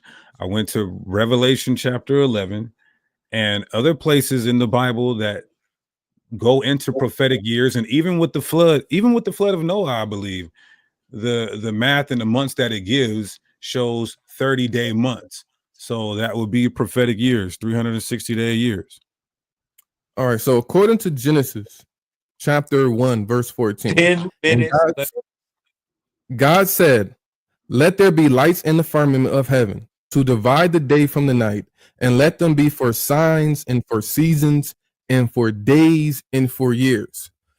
Isn't it true that both, according to that verse, both the moon and the sun are for signs, seasons, days, and years?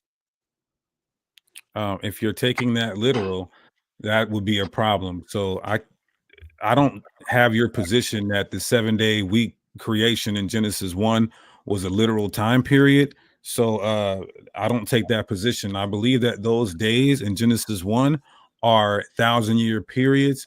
And we prove that by 2nd Ezra that says the world was divided into 12 parts. So creation did not take 7 literal days. So you are asking me a question based on your own presupposition and preconceived notions. I don't hold that position.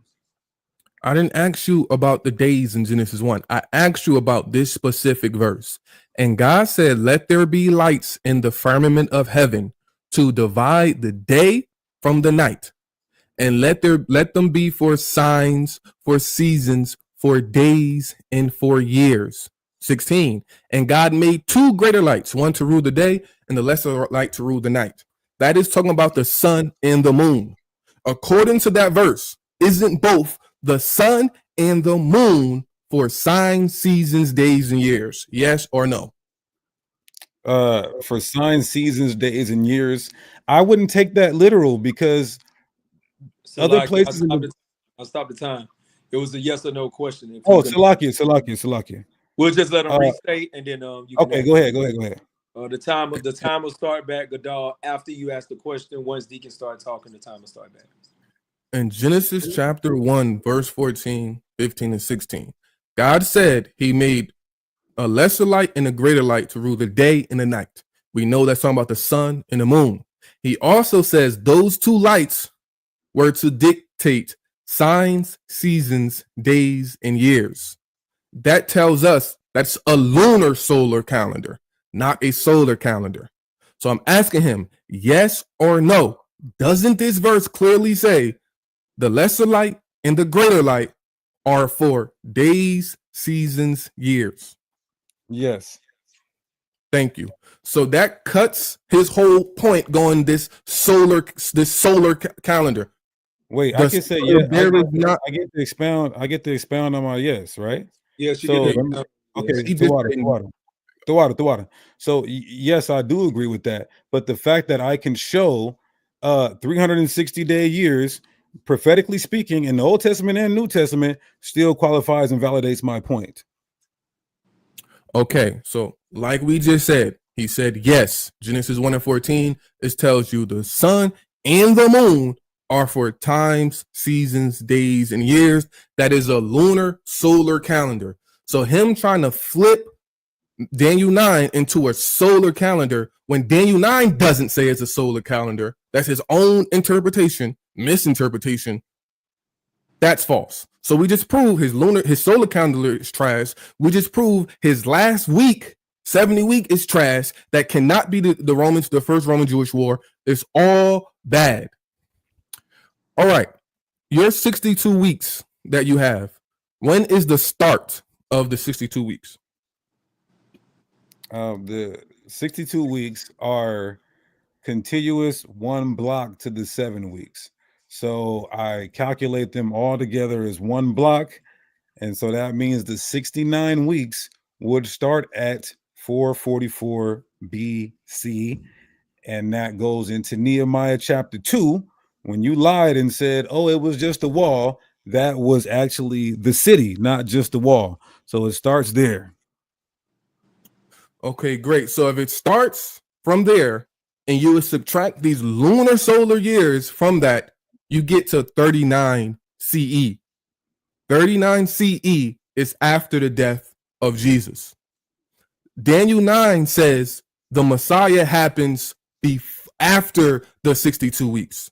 So how can Hakah's understanding be correct if his 62 weeks ends in 39 CE and Jesus dies from 30 to 33 CE? That means the Messiah dies before the 62 weeks, but Daniel 9 says the Messiah would die after the 62 weeks. Bad work. So I have another question. I'll pause the time, Gadal. Just one thing that you keep doing. It's like it's kind of like rhetorical. I don't mind the teaching. Both of you guys are allowed to teach, but you keep saying, how can, like, you know what I mean? It sounds like a question. And then you go away. And then he answers it himself. Allowed to address it. So this is just your second time doing it. So it's kind of light. So just watch the way that you phrasing on whatever statements you make it. I know it's a statement, but stop twisting. Unless you want me to answer it. All right. Got you. All right. According to the Bible, come back once you start. All right, God. Who does the Bible say would get credit for giving the word to rebuild the city? Cyrus or Artaxerxes? Well, Cyrus did not give the decree to rebuild the city, so I couldn't agree with Cyrus. But anyway, let me just finish this though. I would not agree with Cyrus on that. I have to talk about this real quick. I need to let me incorporate, moderator. Can I incorporate answering this into like my understanding of the weak system and where it started from? Yeah, in the answer section, the only thing that you held down to is yes or no, and then not sending back questions. You can say what you want to say in your 2 minutes. It's anything. You can say whatever you want. Okay, got you. The water. Okay, Yeah. so can you repeat the question? You can keep the time going. All right. I asked you, who does the Bible directly say would get credit for saying his city and things would be built? Cyrus or Artaxerxes? That is a direct question. Please answer that question. I'm not sure who it says, if it's Cyrus or Artaxerxes, but what I do know is, according to the edict that Cyrus gave in Ezra chapter 1, he did not say anything about rebuilding the city, as Daniel chapter 9 says, when it says in verse 25, know therefore and understand minutes left. that from the going forth of the commandment to restore and to build Jerusalem unto the Messiah the Prince shall be 7 weeks and 62 weeks. So the commandment is to restore and rebuild Jerusalem, not Cyrus's edict to just rebuild the temple. So when you deal with these weeks, again, they are solar years, not lunar solar. These are solar prophetic years. So it comes out to 32 AD. He keeps saying 39 AD. I didn't say that. He's trying to put words in my mouth. I did the math that shows 32 AD, exactly when the Messiah was on the scene and was crucified. Isaiah 44, verse 26. Thus saith to Cyrus, he is my shepherd. He shall perform my pleasure, even saying to Jerusalem, thou shalt be built. Is this a false prophecy, or did Cyrus say this? Matter of fact, is that a false prophecy? Yes or no? No, I wouldn't call it a false prophecy. But what I can say is that the temple could be incorporated, but we do not see in the actual edict. You said, did Cyrus say it? Cyrus didn't say it. What did Cyrus say in Ezra 1? Did he say the city or the temple? He said the temple. Watch the rhetorical question. Yeah, Salaki. I caught myself.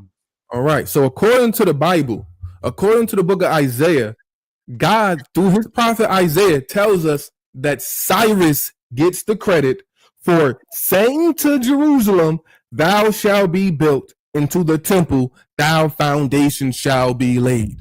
So according to God, according to the word of God through the prophet Isaiah, it was Cyrus that gets it. And what Hakah doesn't understand, that when Cyrus gave the decree to build the temple, it's talking about everything. That's why in the book of Ezra, let me ask you this question. In the book of Ezra, does it say the children of Israel started to build the city? Yes or no? I'm not sure. We'd have to go to and examine the passage in Ezra that you're talking about. Okay, let's go to this. In the book of Ezra. Oh my God, I got it on my. Can you pause the time since he asked me that? So I can grab this. Quick clarification, Cory. When he asked Deacon the question, he didn't say yes or no. He said that I can't say everything is not a yes or no question. Yeah, I got it. He said, I'm not sure. And it was a clarifying question because Gadal said in the book of Ezra, which is the platform is called the verses. So, you got to call out the verse. So that's what his focus is on. So he didn't give an answer. He just said, I'm not sure because of the passage. So yeah, I stopped the time. Yeah, the time is stopped. I got it. So it's just on Gadal to give a more clarifying question so Deacon can answer. There's no biggie. Excuse me, I thought he knew the Bible a little bit. But Ezra chapter 4, verse 12, it says, they are building that rebellious and wicked city. Okay, yeah, of course I agree with the text. Then I would not ask, but we would have to see what time period is that verse. What year? This is before 444 BCE. This is before Nehemiah comes from Babylon. This is before Artaxerxes. You would have to prove that. Well, can you stop? You gotta let him finish. You gotta let him finish. Go ahead, Gadal. Okay, so we see right here in Ezra chapter 4, they are rebuilding the city before 444 BCE, before Nehemiah comes from Babylon to go and finish what they already started and to build the walls, right? So that's clear. All right, he didn't know that. Let's point that out. So that completely destroys his math. We just breaking it down. Now, my next question is this. If sin hasn't been ended, how can your 70 weeks be completed if that's one of the stipulations?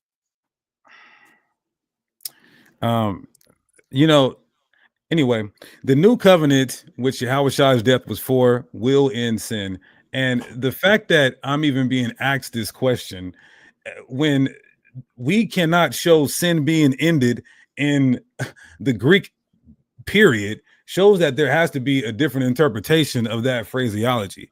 But either way, there's something in the Bible or something that we use in theological terminology called proleptically speaking. So something can be left.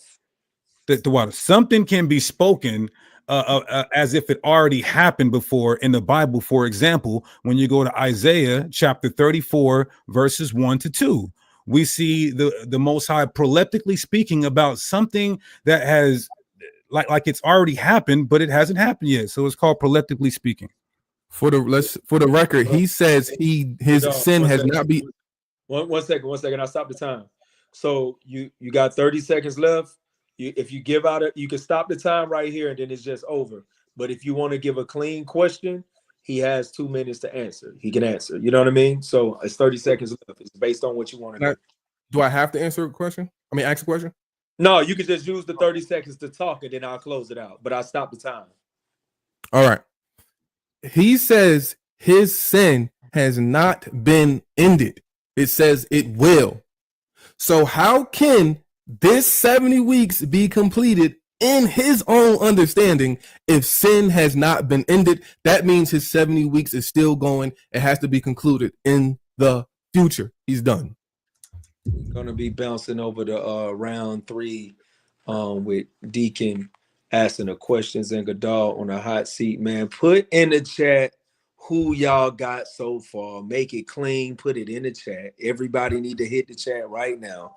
This debate, the time just went off. Let me stop that. This debate is nothing short. Let me put some respect on that. This formal debate is nothing short of what I expected from Priest Hakah, who has been doing ministry for many years now, over a decade, and formal debates for over that same amount of time. And Gadal Hagadal, the self-proclaimed Mr. Verses, man. I really needed to see this. And we almost there. We got 20 minutes on the formal clock.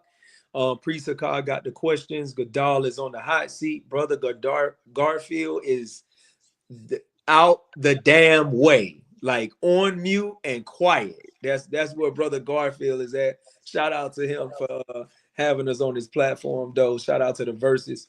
Hit the chat. Who y'all got? Other than that, I'm gonna reset this time. I'm gonna call the time. Deacon and Gadal, I'm gonna call it at 10 minutes left, 5 minutes left, 1 minute left, and then time and it's over. And the last minute will be ran the same way, Deacon. You know, okay. If you got some seconds on the clock, I'll give you space. If you want to take another question, then he has the full time to give the answer. And then we can move outside of the formal debate to talk about some other stuff. But I got 20 minutes on the clock right now. I'm gonna just touch on the rules again. Y'all did pretty well on that. Just had to interject a couple of times, but yes or no, you got to put in. If you put the yes or no in the question, only and only if you put the yes or no in the question, then the yes or no must start in the answer, and then you'll continue. I'll pause the time if there's any technicalities. Other than that, do not interrupt. Deacon, you can't interrupt him in the middle of his answer. You got to allow him to answer in full. And other than that, no rhetorical questions on both sides. Deacon, you are allowed to make points. You're allowed to make points. If you just want to teach for 2 minutes, he can't unmute and say anything. It's just whenever you want to ask a question, the space is for you to ask the question. You got it, King? All praises. I got it. All right, so Gadal, you still good on the mic check? We good on the mic check? Yeah, I'm here. Y'all can hear me. I'm all set. All right, good deal, man. So we got Gadal on the hot seat. If you just coming in towards the end, make sure you check the debate out in full. Daniel 9:70 week prophecy. What period did it happen in? The Greek or the Roman period? Both of these brothers are doing an excellent job. Put in the chat who you got. Let me plug in a prolific wellness touch. All right, my good brother Gadal focuses on pain management and neuromuscular therapy. You could just put in prolific wellness touch on Google. You'll be able to find all of his work there. So make sure you support the brother for your own needs as well as your family and friends. Also, go over to Genesis144.com for the children Bibles. If we can get a glimpse of those right quick, Priest Hakah, if you can show those right quick, the children's Bibles. Get these. Most of us got them kids running around. They're gonna need something that they can actually see. It got the visuals and everything for you. So, and it got our people from the doctrine. Start there you go, and the doctrine from start to end. So Genesis144.com and children's Bibles. We also got a website, GenesisCaskets.com. That's pending to the end of this debate. We're gonna let the people know, or we're gonna let the people decide if they want that platform to come in full fruition. So GenesisCaskets.com. Other than that, we're gonna get started. I got the 20-minute set. I got the 2-minute clock set as well, and I'm gonna try to stay unmuted as much as I can. Priest Hakah, are you sharing your screen? Not yet. I might. All right, if you do, Gadal, just to let you know, if he decides to share the screen, we're just gonna stop the clock so Brother Garfield can get it on, to get it up. Other than that, then we good. Great. I knew somebody was gonna say, I don't do that. These brothers from the North, man, with this pause culture is crazy. I don't want to see no pauses in the chat. We're not doing it. All right, we got the time set. Priest Hakah, the time starts when you start. Okay. All right, let's start right now. All right, so Brother Gadal, you used Bible Hub timeline as one of your sources, yes or no? Yes, I did. Do you agree with that? Do you agree with the source that you used that says Jesus Christ was resurrected in 30 AD? Yes or no? According to the Bible, yes. According to the New Testament, I pause the time. Yeah, Gadal, yes. you got to start with yes or no in the answer. So, Deacon, if you can restate the question right quick, and Gadal, if you can start the answer off with yes or no. The time will start back when you start your answer, Gadal. Okay. Do you agree with your own source that says Jesus Christ was resurrected in 30 AD? Yes, according to the Bible Hub timeline, it's using the New Testament and the Old Testament. So it's giving dates based upon what this Bible says may have happened. So they're not being biased. They say, okay, the New Testament says this happened. This is the date that this may have happened. So if we're just using the Bible or using the New Testament for what it says, the Bible Hub timeline is saying this would have happened during this time period. So yes, I do agree according to what they're bringing in the Bible Hub. So he believes in the resurrection of Jesus Christ. All praises. All right. Is the Bible Hub timeline a scholarly source? Yes or no? I would say yes. According to the Bible Hub timeline, it tells you they get the, let me go grab it real fast. It says they get their information. All you gotta do is go to it and read it. It says timeline based traditionally accepted time frames and general censors on a variety of sources according to Wembling's Guide to the Bible, a survey of Israel's history, mysterious numbers of the Hebrew Kings, the ESV Bible Study, the Treasury Scripture of Knowledge, and the International Standard Bible Encyclopedia and Easton's Bible Dictionary. So the Bible Hub timeline does use scholarly sources and scholarly work to get their timeline. So yes, it is a scholarly source. Okay, according to Jeremiah 24:1, this would happen when Jeremiah is writing this. When was Jeconiah sent into exile? What year? I believe that was 597 or around there. I'm not sure off the top of my head.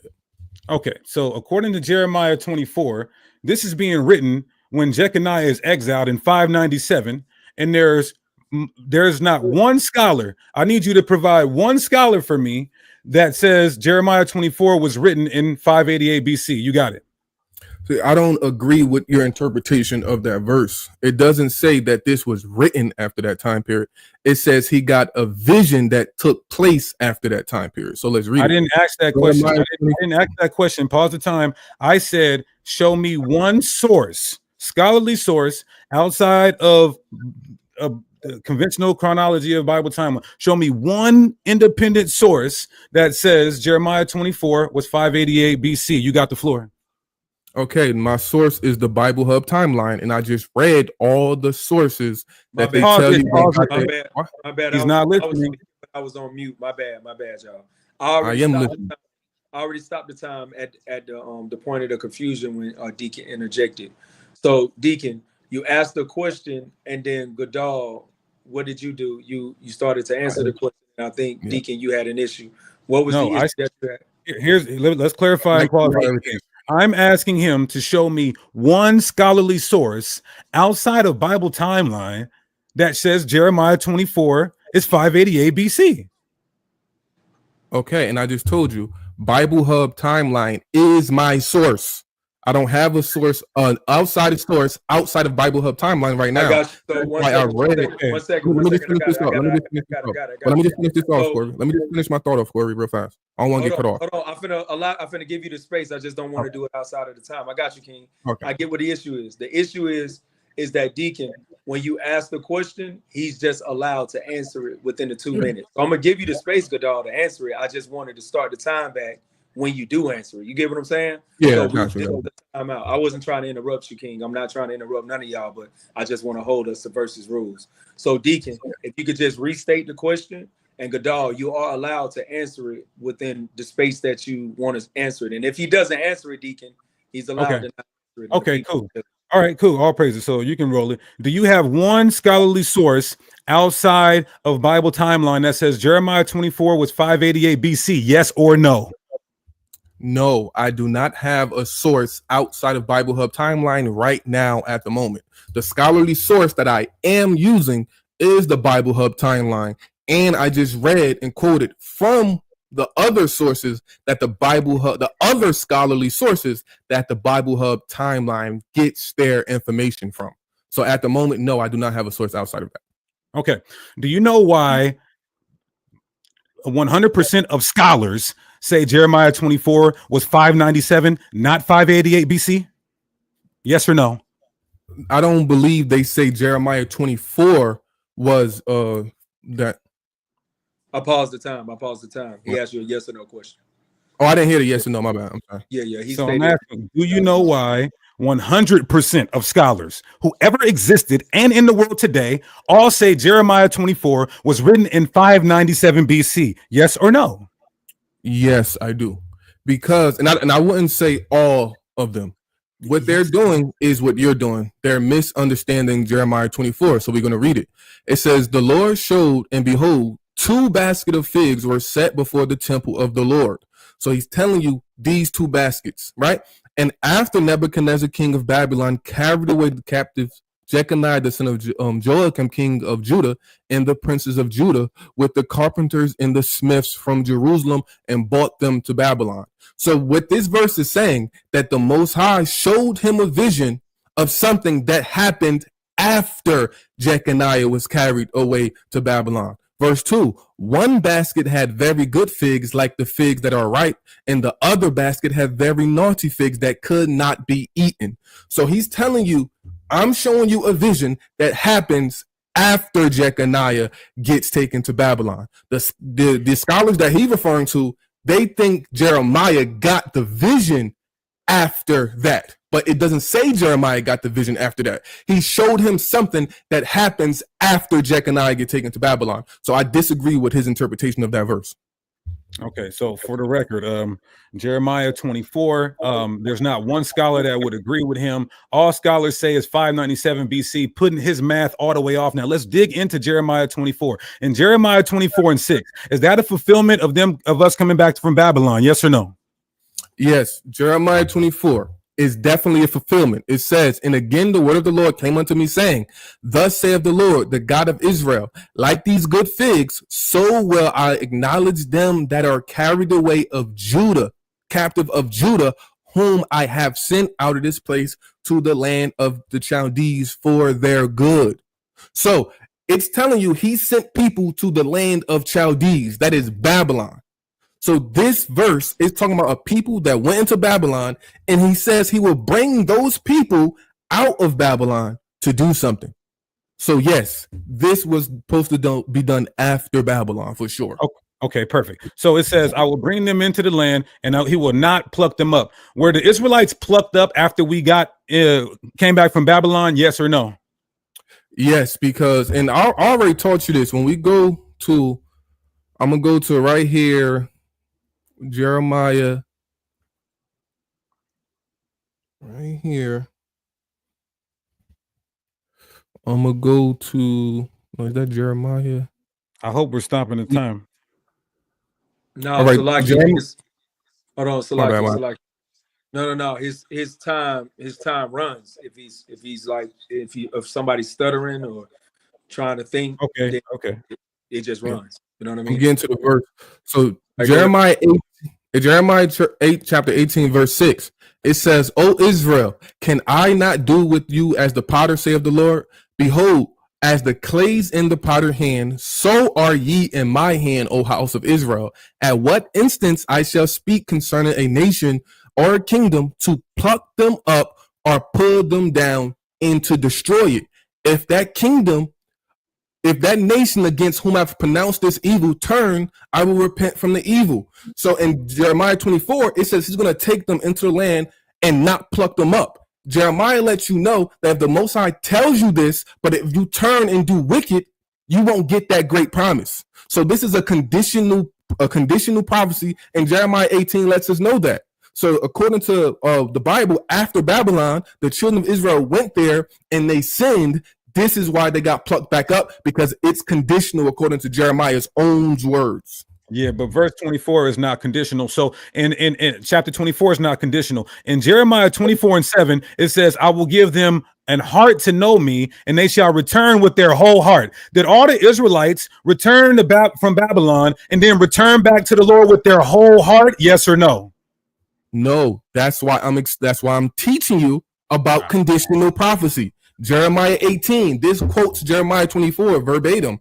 If that nation against whom I have, let me read 9. If at what instance I speak concerning a nation and concerning a kingdom to build it and to plant it, this is what Jeremiah 24 says. If it do evil in my sight, that it obey not my voice, I will repent of the good wherewith I said I will benefit from it.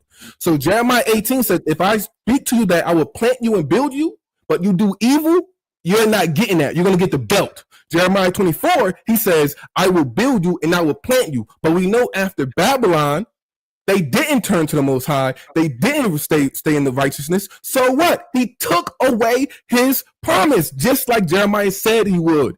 It's conditional according to the words of Jeremiah. It's that easy. You don't understand prophecy. Okay, perfect. He's saying that Jeremiah is a false prophet because he'd rather Jeremiah be a false prophet than for his math not to math. I beg to differ. Anyway, did you just sit up here and tell everybody that Artaxerxes only commanded Nehemiah to build the wall only? Yes or no? No. What I said was, and when I went through my PowerPoint, that the wall and the city already began to be built before Nehemiah.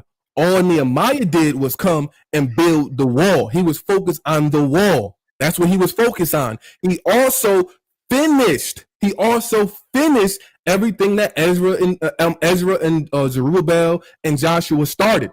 But the 444 BCE decree did not start it. That was my issue with it. You said the 444 BCE started it. It could not have started it if it begun already. I went through how the city and the walls were already started to be built. All Nehemiah did is come and build the city, build the wall around the city and repaired a couple things and finish the work. It didn't start from there. Okay, so you said that according to Nehemiah chapter 2, Nehemiah only built the wall, yes or no? No, I did not say only build the wall. What I said was he built the wall. That was his main focus. I also said he finished everything that Ezra, Zerubbabel, and Joshua started. Okay, so is it true or is it false? Now I got to ask it different. Is it true or is it false that Nehemiah built more than the wall? He built the city too, according to the Bible. Is it true or false? No. I mean, let me answer that. It's false because Nehemiah finished and completed the wall. He also finished and completed the city. He did not start the building. He did not start the building. I said this over and over. When this debate is over, I want to go back and listen. I said the decree was not only to build the walls, it was to build the city and the walls. You focused on Nehemiah at Xerxes' decree that was mainly focused on the walls, and all he did was finish what was already been built. I mean, what was already started to be built. I went to Ezra to show they started building the city already. It was stopped. I told you it was stopped. Then it started back up. Nehemiah came later to complete. I said that over and over. Okay, cool. All praises. Can you show me anywhere in the Bible or in history that Antiochus made a 7-year covenant? Yes, if we go to the book of the book of Maccabees, I think that's chapter 4. I can get it off the top of my head. The book of Maccabees, let me make sure. Hold on. I want to get the right chapter for y'all. Let me get the right chapter. All right.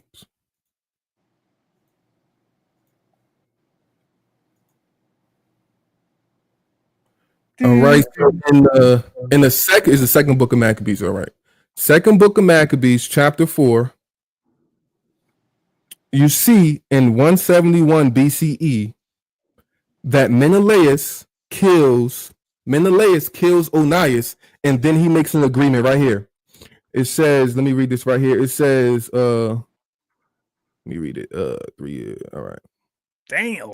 All right, but he being brought to the presence of the king, when he had magnified him from the glorious appearance of his power, got the priesthood to himself, offering more than Jason by 300 talents of silver. So Menelaus goes to Antiochus Epiphanes. They come into an agreement, a covenant. That's the same thing. That he would get the priesthood from Jason. He gets the priesthood from Jason starting in 171 BCE. This is the agreement. He gives him money. He pays him.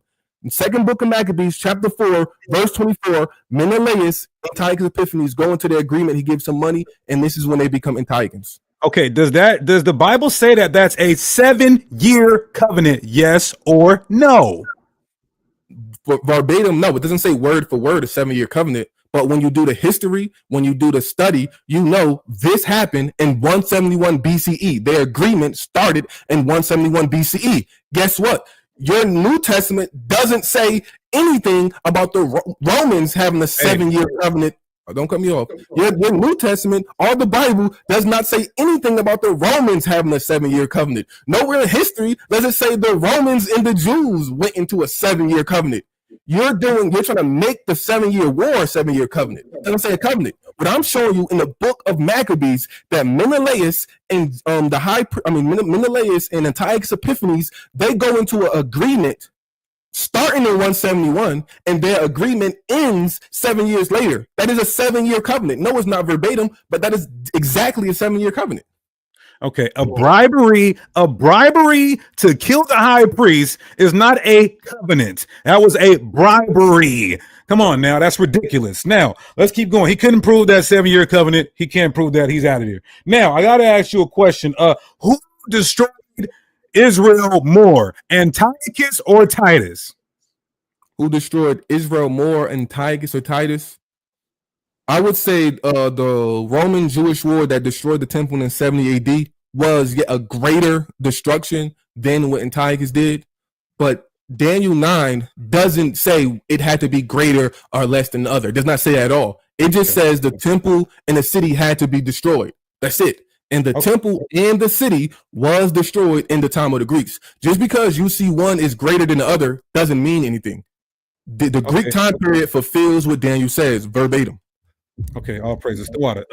So the covenant, it says he will make a covenant with many for 1 week, one singular covenant with many. Where's the rest of the people that Antiochus made the covenant with? Right here in second book of Maccabees, chapter 4. I'm gonna show you where and I want to clarify my question. The same covenant, it says one covenant. So I want to see that same covenant made with many. Go ahead. 5 Got you. left. All right, I want to grab this verse in the book of Maccabees where they would be called Antiochans. All right, right here, second book of Maccabees, chapter 4. It says, "Behold, this he promised to assign 150 more, if he might have license to set him up a place for exercise and for the training up of youth in the fashion of the heathen, and to write them of Jerusalem by the name of Antiochians." So the people that wanted to join and follow the Greek customs, leave their covenant, join this covenant with the Greeks, they would be called Antiochans. This is the covenant that the priesthood started with Menelaus to turn the people from their law. That's the covenant right there that was with many people. Okay, so you're telling me that the covenant to hijack the priesthood and the covenant for Israelites to become Judaized is one covenant. Yes, absolutely. When you go to the book of Maccabees, who was in control of turning the people away from the covenant was the leaders of the people. They went to the leaders to turn the people. So the priesthood were the leaders. The priesthood taught the people. So they went to the priests to do this. And the priests and the leaders would build, like I said, gymnasiums. They would do this so that the Israelites would follow. That's directly the covenant. That's the same covenant. Okay, cool. So do you agree with the Bible that in 1 Maccabees 1, we voluntarily, that boy's sweating. I know it's hot, nigga. Hey, do you agree with the Bible that, you see me, I'm cooler than the fan over here. In 1 Maccabees 11, would you say that we voluntarily became Hellenized? Yes or no? It was a mix of both. It was a mix of Antiochus Epiphanes coming, destroying them, and getting Jews to go against their way. And if some didn't, they would kill them. But you also had some Israelites and some Jews that voluntarily went, that didn't fight, that was with it, that was okay with the what they call it, the Greekization of, the Hellenization of Judea. Some was okay with it, and some wasn't. It was both of them. Okay, why does your 7 weeks start before your 62 weeks? If Daniel chapter 9 says the 7 weeks starts off the 70 weeks. The Daniel chapter 9 does not say the 7 weeks starts off the 70 weeks. Let's go there real fast. Yeah. And this is the mistake a lot of people read. Let me pull up the Bible verse. If I got it on my phone right here. Let me pull up the Bible. Daniel chapter 9, verse 26.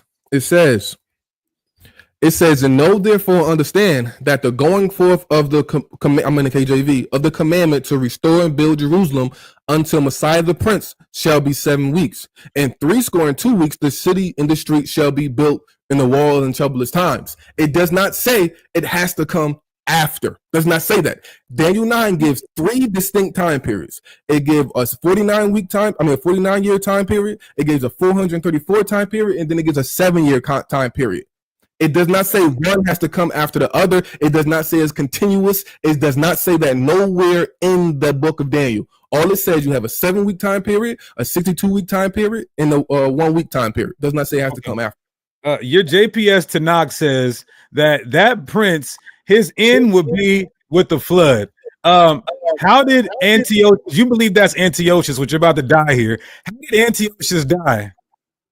All right, according to the book of Maccabees, it says, 1 Maccabees chapter 6, verse 11, this is Antiochus Epiphanes' words. It says, I thought with myself, into what tribulation I am come, how great of a flood of misery it is, wherein now I am, for I was bountiful and beloved. Verse 16, so King Antiochus died there in 140 in the 9th year. So according to the book of Maccabees, it describes how Antiochus died according to his sickness, how he was overflowed with a flood of misery.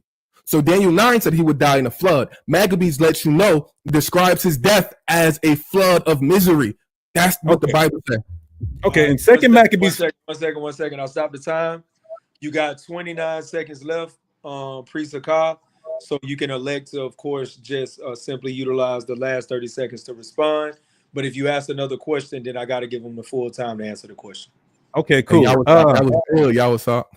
Okay, cool. All praises. So, according to you saved his life, Christian Cory. You saved his life because Antiochus died of a sickness, not a heartache, nigga. Now, so my last question is why is if Daniel is in the middle of the 70 weeks, because you believe the 70 weeks are already going at the time Daniel was writing Daniel 9. Why the hell is he prophesying about to happen if he's already in the middle of it happening? Well, you don't know that it's actually 2 70-year prophecies, right? One prophecy in Jeremiah says Babylon would rule for 70 years, and the other says the children of Israel would be in Babylon for 70 years. Babylon came to power before Israel went into Babylonian captivity, so it's 2 70-year time periods. And Daniel 9. Daniel lets you know that this is going on after Babylon has fallen.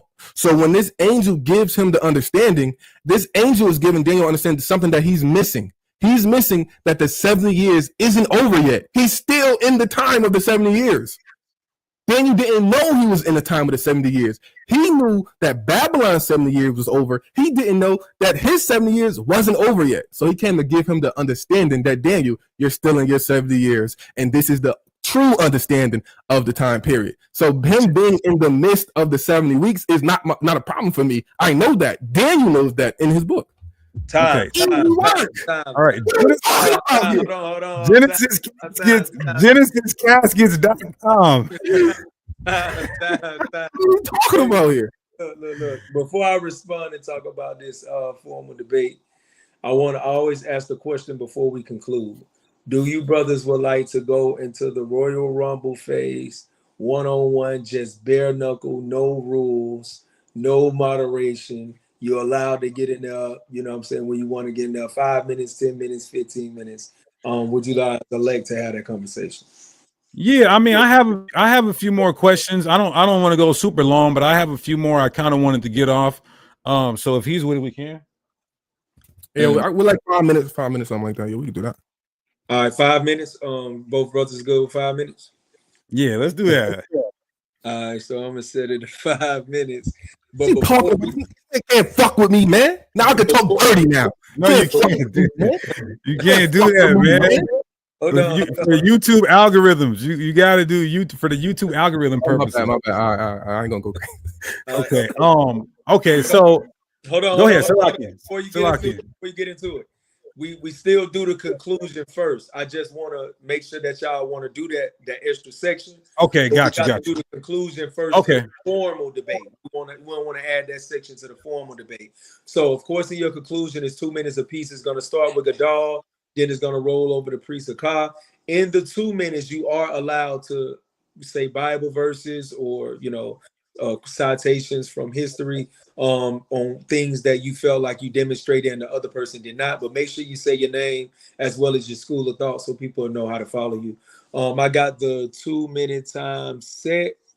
Gadal, quick mic check.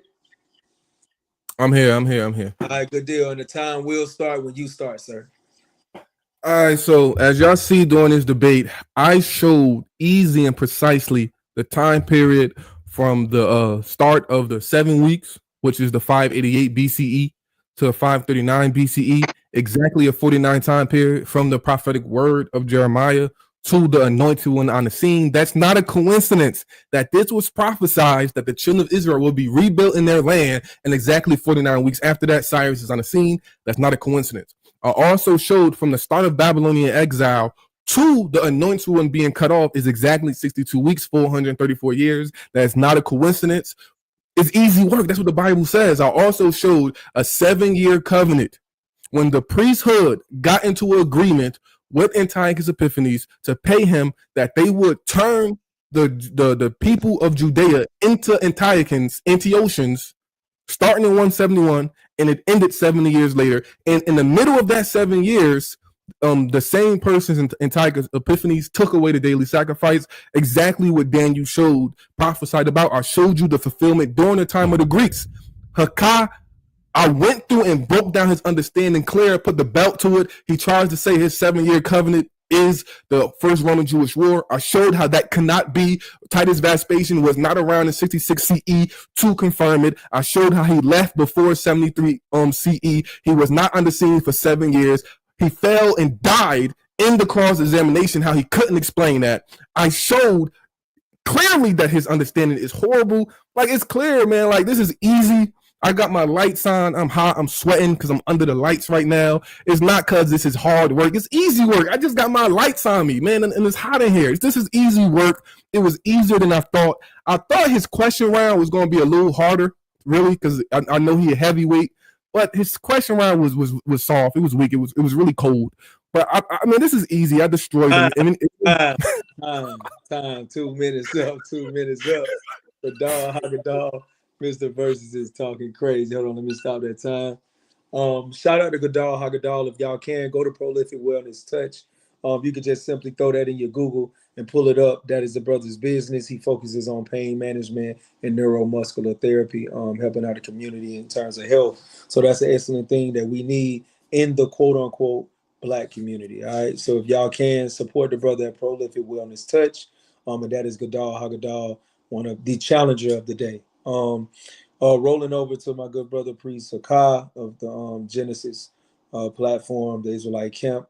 We're gonna start with his 2 minutes, and of course, Priest, with your 2 minutes, reintroduce yourself, let the people know your school of thought, and you can use Bible verses or any type of secular sources in the 2 minutes. But let us know what you taught today and what your opponent did not. The time will start when you start. First and foremost, let's give all praises, honor, and glory to our Heavenly Father, Yahweh. We do so by Shema Mashiach Yahweh Shai for every victory, because the truth is the truth and the truth cannot be defeated. And we are commanded to defend the truth. This was a good discussion, a good conversation. I'm not going to add this to my record, as this is a tomato can, but I got paid to crush this tomato can. So at the end of the day, you know, GenesisCaskets.com, that website was pending, but now we're going to GoDaddy and we are making that website official. GenesisCaskets.com. Killing OT onlys. I might as well get paid for the funerals. But yeah, you know, the 70 weeks is definitely you know, easily provable with the Bible. I asked you guys in the intro, who sounds more convoluted? Who sounds more organized and logical? The 70 weeks is 490 years. There's a separation with the last week. That's the Israelite Roman wars. In the middle of that war, we see the temple being destroyed. We see Daniel chapter 9 in the Hebrew talking about at the end of this 70 weeks, it would be utter annihilation and destruction. He admitted that Titus Vespasian and the Romans did that. So, you know, the math is mathing. We did our math. It came all the way to 32 AD, not 39 AD, 32 AD. And we proved these prophetic years with the Bible. He needs some paper towels under his arms. He needs some paper towels under his hat. He needs paper towels. This boy is dripping. We need some Genesis deodorant. The seat got hot. He was able to, he died here, but you know what? The brother stepped up to the plate. I know a lot of Old Testament only brothers who won't have these discussions. And so, you know, I still appreciate the brother for getting in the lion's den and being that sacrificial lamb. All praises. Time. All praise to the Most High. And if y'all can, go to Genesis144.com to support Priest Hakah and the Genesis brothers for the children's Bibles. If you can, show that one more time, Priest Hakah. If you can show the children's Bibles for the people who just came in. All right. Support both of these brothers and their businesses, man. They really helping out the community. We're going to go over into that 5-minute section now. I seen somebody earlier say something about Bud Crawford and Spence. That's what they think this is. My opinion is that I feel like this was more like a Crawford Canelo future thing, but I would say more so Lamont Roach and Tank Davis, man. This was about, shout out to both of you brothers for actually coming fully prepared. And I wanted to say 3 things. This is a people's platform when it comes to the verses. We on Brother Garfield podcast, but this is the verses platform. So this is a people's platform. So I wanted to call out 3 issues, maybe 3, maybe 4 issues that I made, and I want y'all to be able to call the issues out as well, so we can get better on the moderation. And then both of the brothers who's debating and other debaters can get better. I know I had some technical issues at the very beginning. I got to make sure that I clear that up for the next time, because we got a debate coming up in 7 days. We're going to talk about that as well. But got to clear that issue up. It was one time where I remember Priest Hakah kind of interjected when Gadal was speaking. I didn't say anything at that time because I was trying to understand the interjection, but I allowed it. So minutes later, I allowed Gadal to interject as well, just to even it out. When he interjected, I didn't say anything. So you guys may see that on the timestamp as well. That's one thing that I caught myself doing. Another one was my screen keeps refreshing. So at the end of Deacon's question, one time, it was towards the latter end of his questionnaire. At the end of his question, it refreshed, and I didn't hear him say yes or no. But when I came back, it sounded like he was ending the word in no, but I didn't hear it, so I didn't interrupt the brother, so I was just quiet. And Gadal started to answer the question, but I seen in the chat it could have been a yes or no question. So prayerfully, you guys see that, and y'all can reach out to me to let me know in terms of perfecting this, because we want to make sure the system is perfect and the platform is perfect, so these brothers will be able to get the edification out. We got the 5 minutes on the pulled up right now, and I want to ask one question. Hold on, before you go. Who is this, man? Garfield. Before you go, Cory, are you guys doing a clubhouse after this? Yeah. We're gonna do it on the God First Game platform. We're gonna throw a room up, and whoever want to come in there, fight, get body slammed, all of that is going down on the God First Game platform. So be available for that. Everybody come to that. God First Gang on Clubhouse. If you ain't got Clubhouse downloaded, you way behind. Download Clubhouse, put in your search God First Gang. We'll have a room open.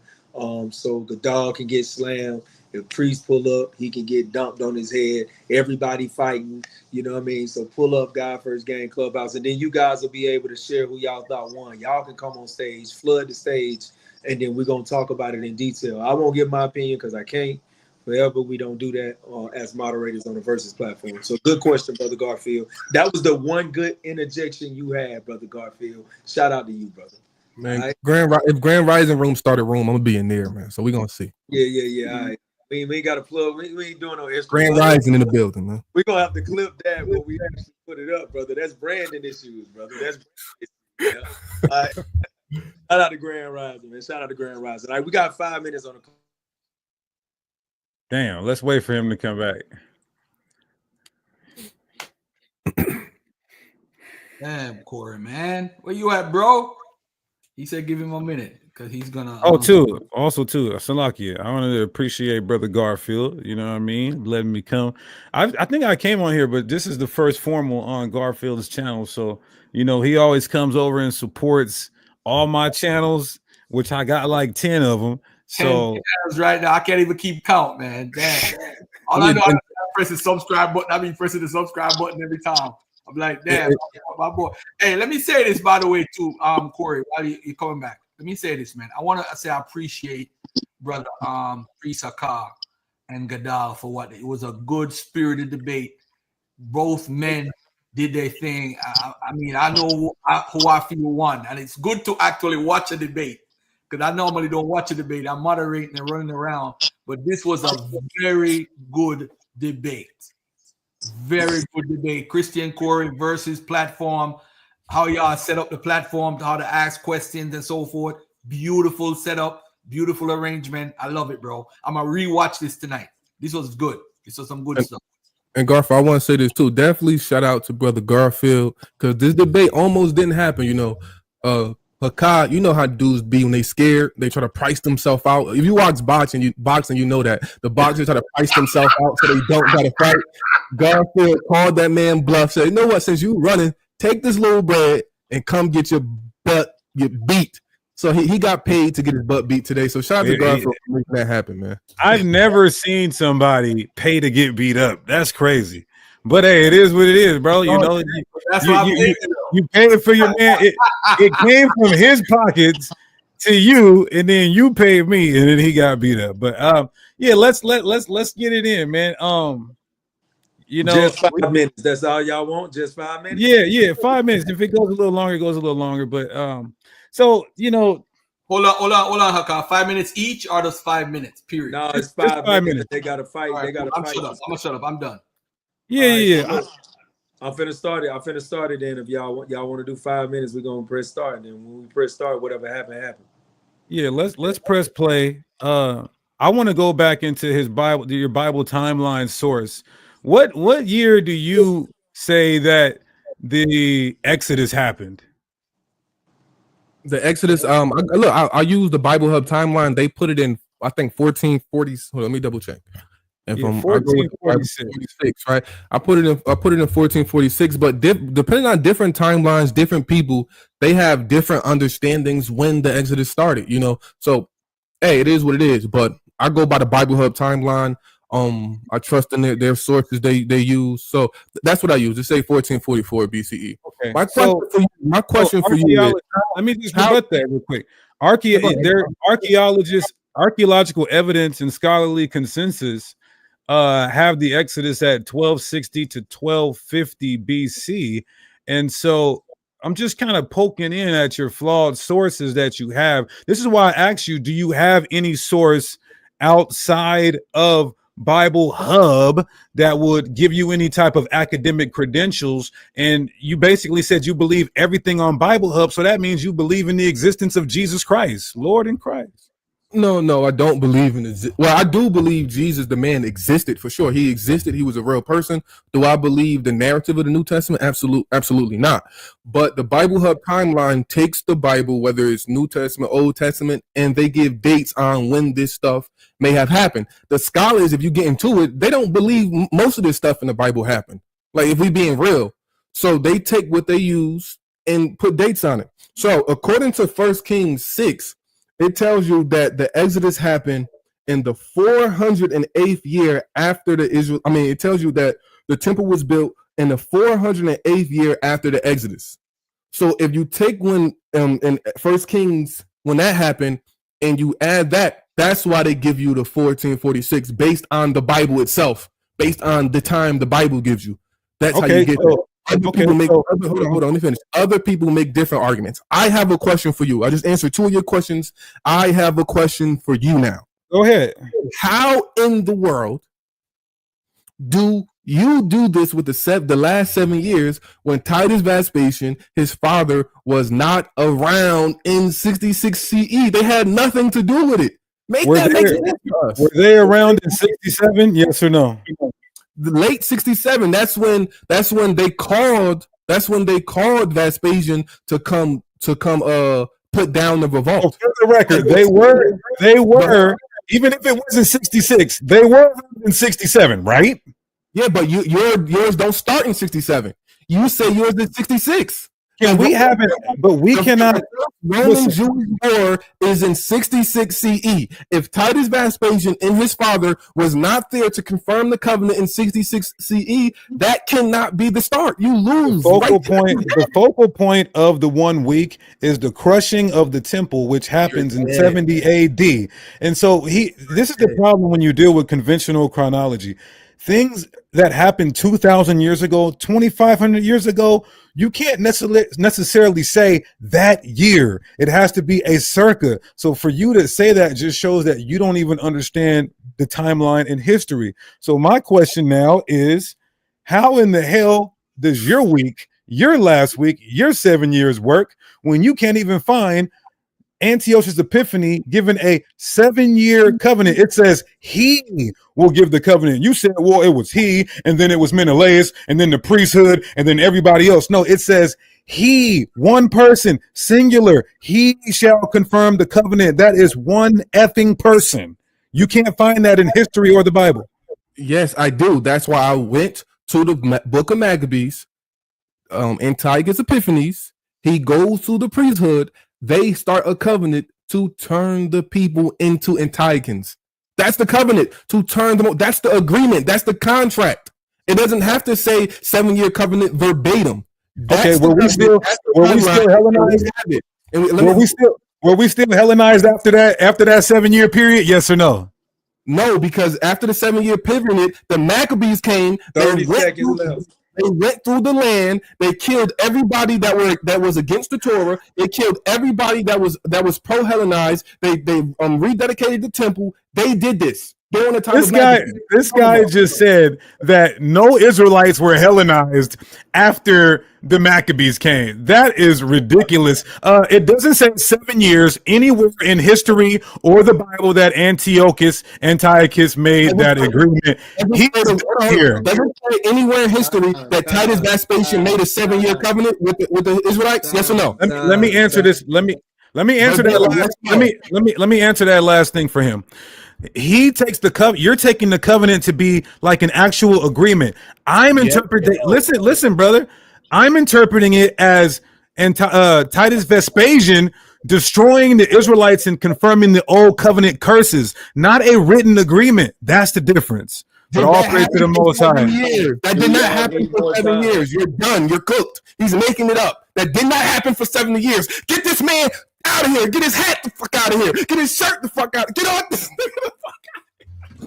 Hey, he's overcompensating. He's overcompensating for his rudimentary performance. He's overcompensating for his rudimentary performance. I'm not like that, y'all. I'm gonna re-upload this, so I need this to be class. Show some class next time, man. I thought you was a world-class fighter. Show some class next time. But I appreciate it, y'all. However you guys want to close it out, let's close it out. I got that boy humble right now. Boy. Shout out to the Versus platform, man, and Brother Garfield podcast coming together to make this form of debate happen. We have Priest Hakah versus the good brother Gadal. When it comes to Daniel 9, the 70-week prophecy, did it take place in the time period of the Romans or the time periods of the Greek?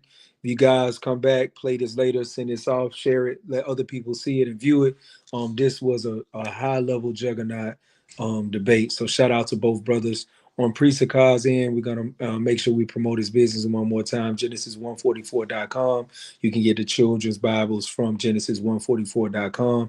Now's the time to do it. I know y'all didn't want to leave to do it, because we was watching that form of debate. Now is the time to do it. Go ahead and hit the children's Bibles before you come over to the God First Game platform on Clubhouse and check out the official post debate party. Of course, you might have 1 or 2 rooms on off-brand platforms opening up, but the God First Game is the official post-debate space where everybody's coming there to talk about it and fight. So make sure y'all pull up to the God First Gang, especially if you're tough enough. Shout out to the good brother Gadal on his business as well, Prolific Wellness Touch. If you can, just throw that in your Google, Prolific Wellness Touch, where he specializes in pain management as well as neuromuscular therapy. Appreciate it, Brother Garfield, for making it happen. Not only giving us a platform to do it, but sponsoring the brothers to make it happen. So with that being said, shout out to y'all brothers. We finna close this thing out. Debate next week. Next week. Yeah, well, right now, if y'all announce that. You got the flyer? Right, I do got a flyer. I do got a flyer. Real quick. Yeah. Let me pull it up real quick. If y'all not this flyer, not this one. Put in the chat. Put in the chat. There we go. Hey, add that to the there we go. It's going. This is gonna be huge. Some more niggas get knocked out next week. No, all praises. Ask them if I could simulcast this, man. This is huge. This is gonna be one of the biggest debates in the history of Israel. This debate right here. This is my prediction. Shout out. Let me plug this right quick. That's gonna be 2 in a row. Better not lose that. Priest, they spelled your name wrong on the flyer. I spelled my own name wrong. Priest. It spelled Priest. I know. That was me, bro. They get it. Let me plug it. So we got the Believers of the Way. My good brother Ratazan, as well as Yatazah, formerly debating against Priest Hakah and Brother Hassad. That's going to be a 2-on-2 debate on the Versus platform. It's going to be connected to the YouTube platforms that already exist with the Believers of the Way, as well as Priest Hakah's platform. Which one is going to be on? Is it Deconstruction or what is going to be on? It's going to be on Priest Genesis mode, which is formerly known as Deconstruction mode. All right, good deal. So it's gonna be on Priest Genesis mode. Make sure y'all check that out. Versus platform. I'll be formally moderating it because I mean it's not a real formal debate if I'm not moderating. Brothers got to do it over. Also, if it's not on Versus, it don't count. So we would have had to do it over anyway. So shout out to the brothers. Is the Sabbath based off the moon? So there's an argument specifically in the Israelite community, brothers who almost teach the same doctrine, debating over if the Shabbat is dictated or reckoned off the start of the new moon or not. Is it a 7-day cyclical Sabbath outside of that, meaning the Friday, Saturday system in terms of when it lands? This is one that I definitely want to take notes and learn from. So shout out to both parties coming together. And that is June 11th, right? I mean, Salakia. July 11th. Yeah, July 11th. July 11th. Yeah. Appreciate them brothers. Though. Those are my brothers. Salakia. Go ahead. Yes, and it's gonna be a little bit longer. So we stretching the time frames because it's gonna be more information presented on both sides. So the time frames will be stretched out a little bit more for the Versus platform. But the answering section of 2 minutes will be brought down to 1 minute to so you can give a fine answer and then get the hell up out the way. So 2 master debates back to back. Brother Garfield podcast. No, you cannot simul-stream unless you send us some more money. All right, so shout out to Brother Garfield, man. That's my brother. I will copy. I wouldn't put this up. Don't. I will copyright you. Yeah, we got to get him out of here. But good job, both brothers, man. We're gonna close this out. If y'all can, the last comments I won't hit in the chat is who won. Throw in who won, and then come to the number. Are you gonna give numbers? If you bold enough, come to the God First Gang stage and communicate who you think won. Come to the God First Gang stage and communicate. All praises. I might tap in there too, y'all. All praise to the Most High. Thawada, everybody. Everybody have a good rest of the night. Stay safe and shalom. Appreciate you, priest. I'll call you later. Yeah. Appreciate you. Who y'all thought won? Gadal. I seen Gadal all over through this thing here. Gadal, Deacon. I see one Deacon. I like this picture right here, man. This picture is fitting for the debate right here. Hey, quick question, brother BTA. Garfield. If I press end, is that going to end the whole thing? Or? Yeah, it's going to end the whole stream. You could end it. Hey, thanks everybody for tuning in, man. I appreciate it. Much love, much respect. We're going to head to I'm gonna be in Grand Rising Room. Y'all could go over to Cory Versus Gang, and they could do their thing. But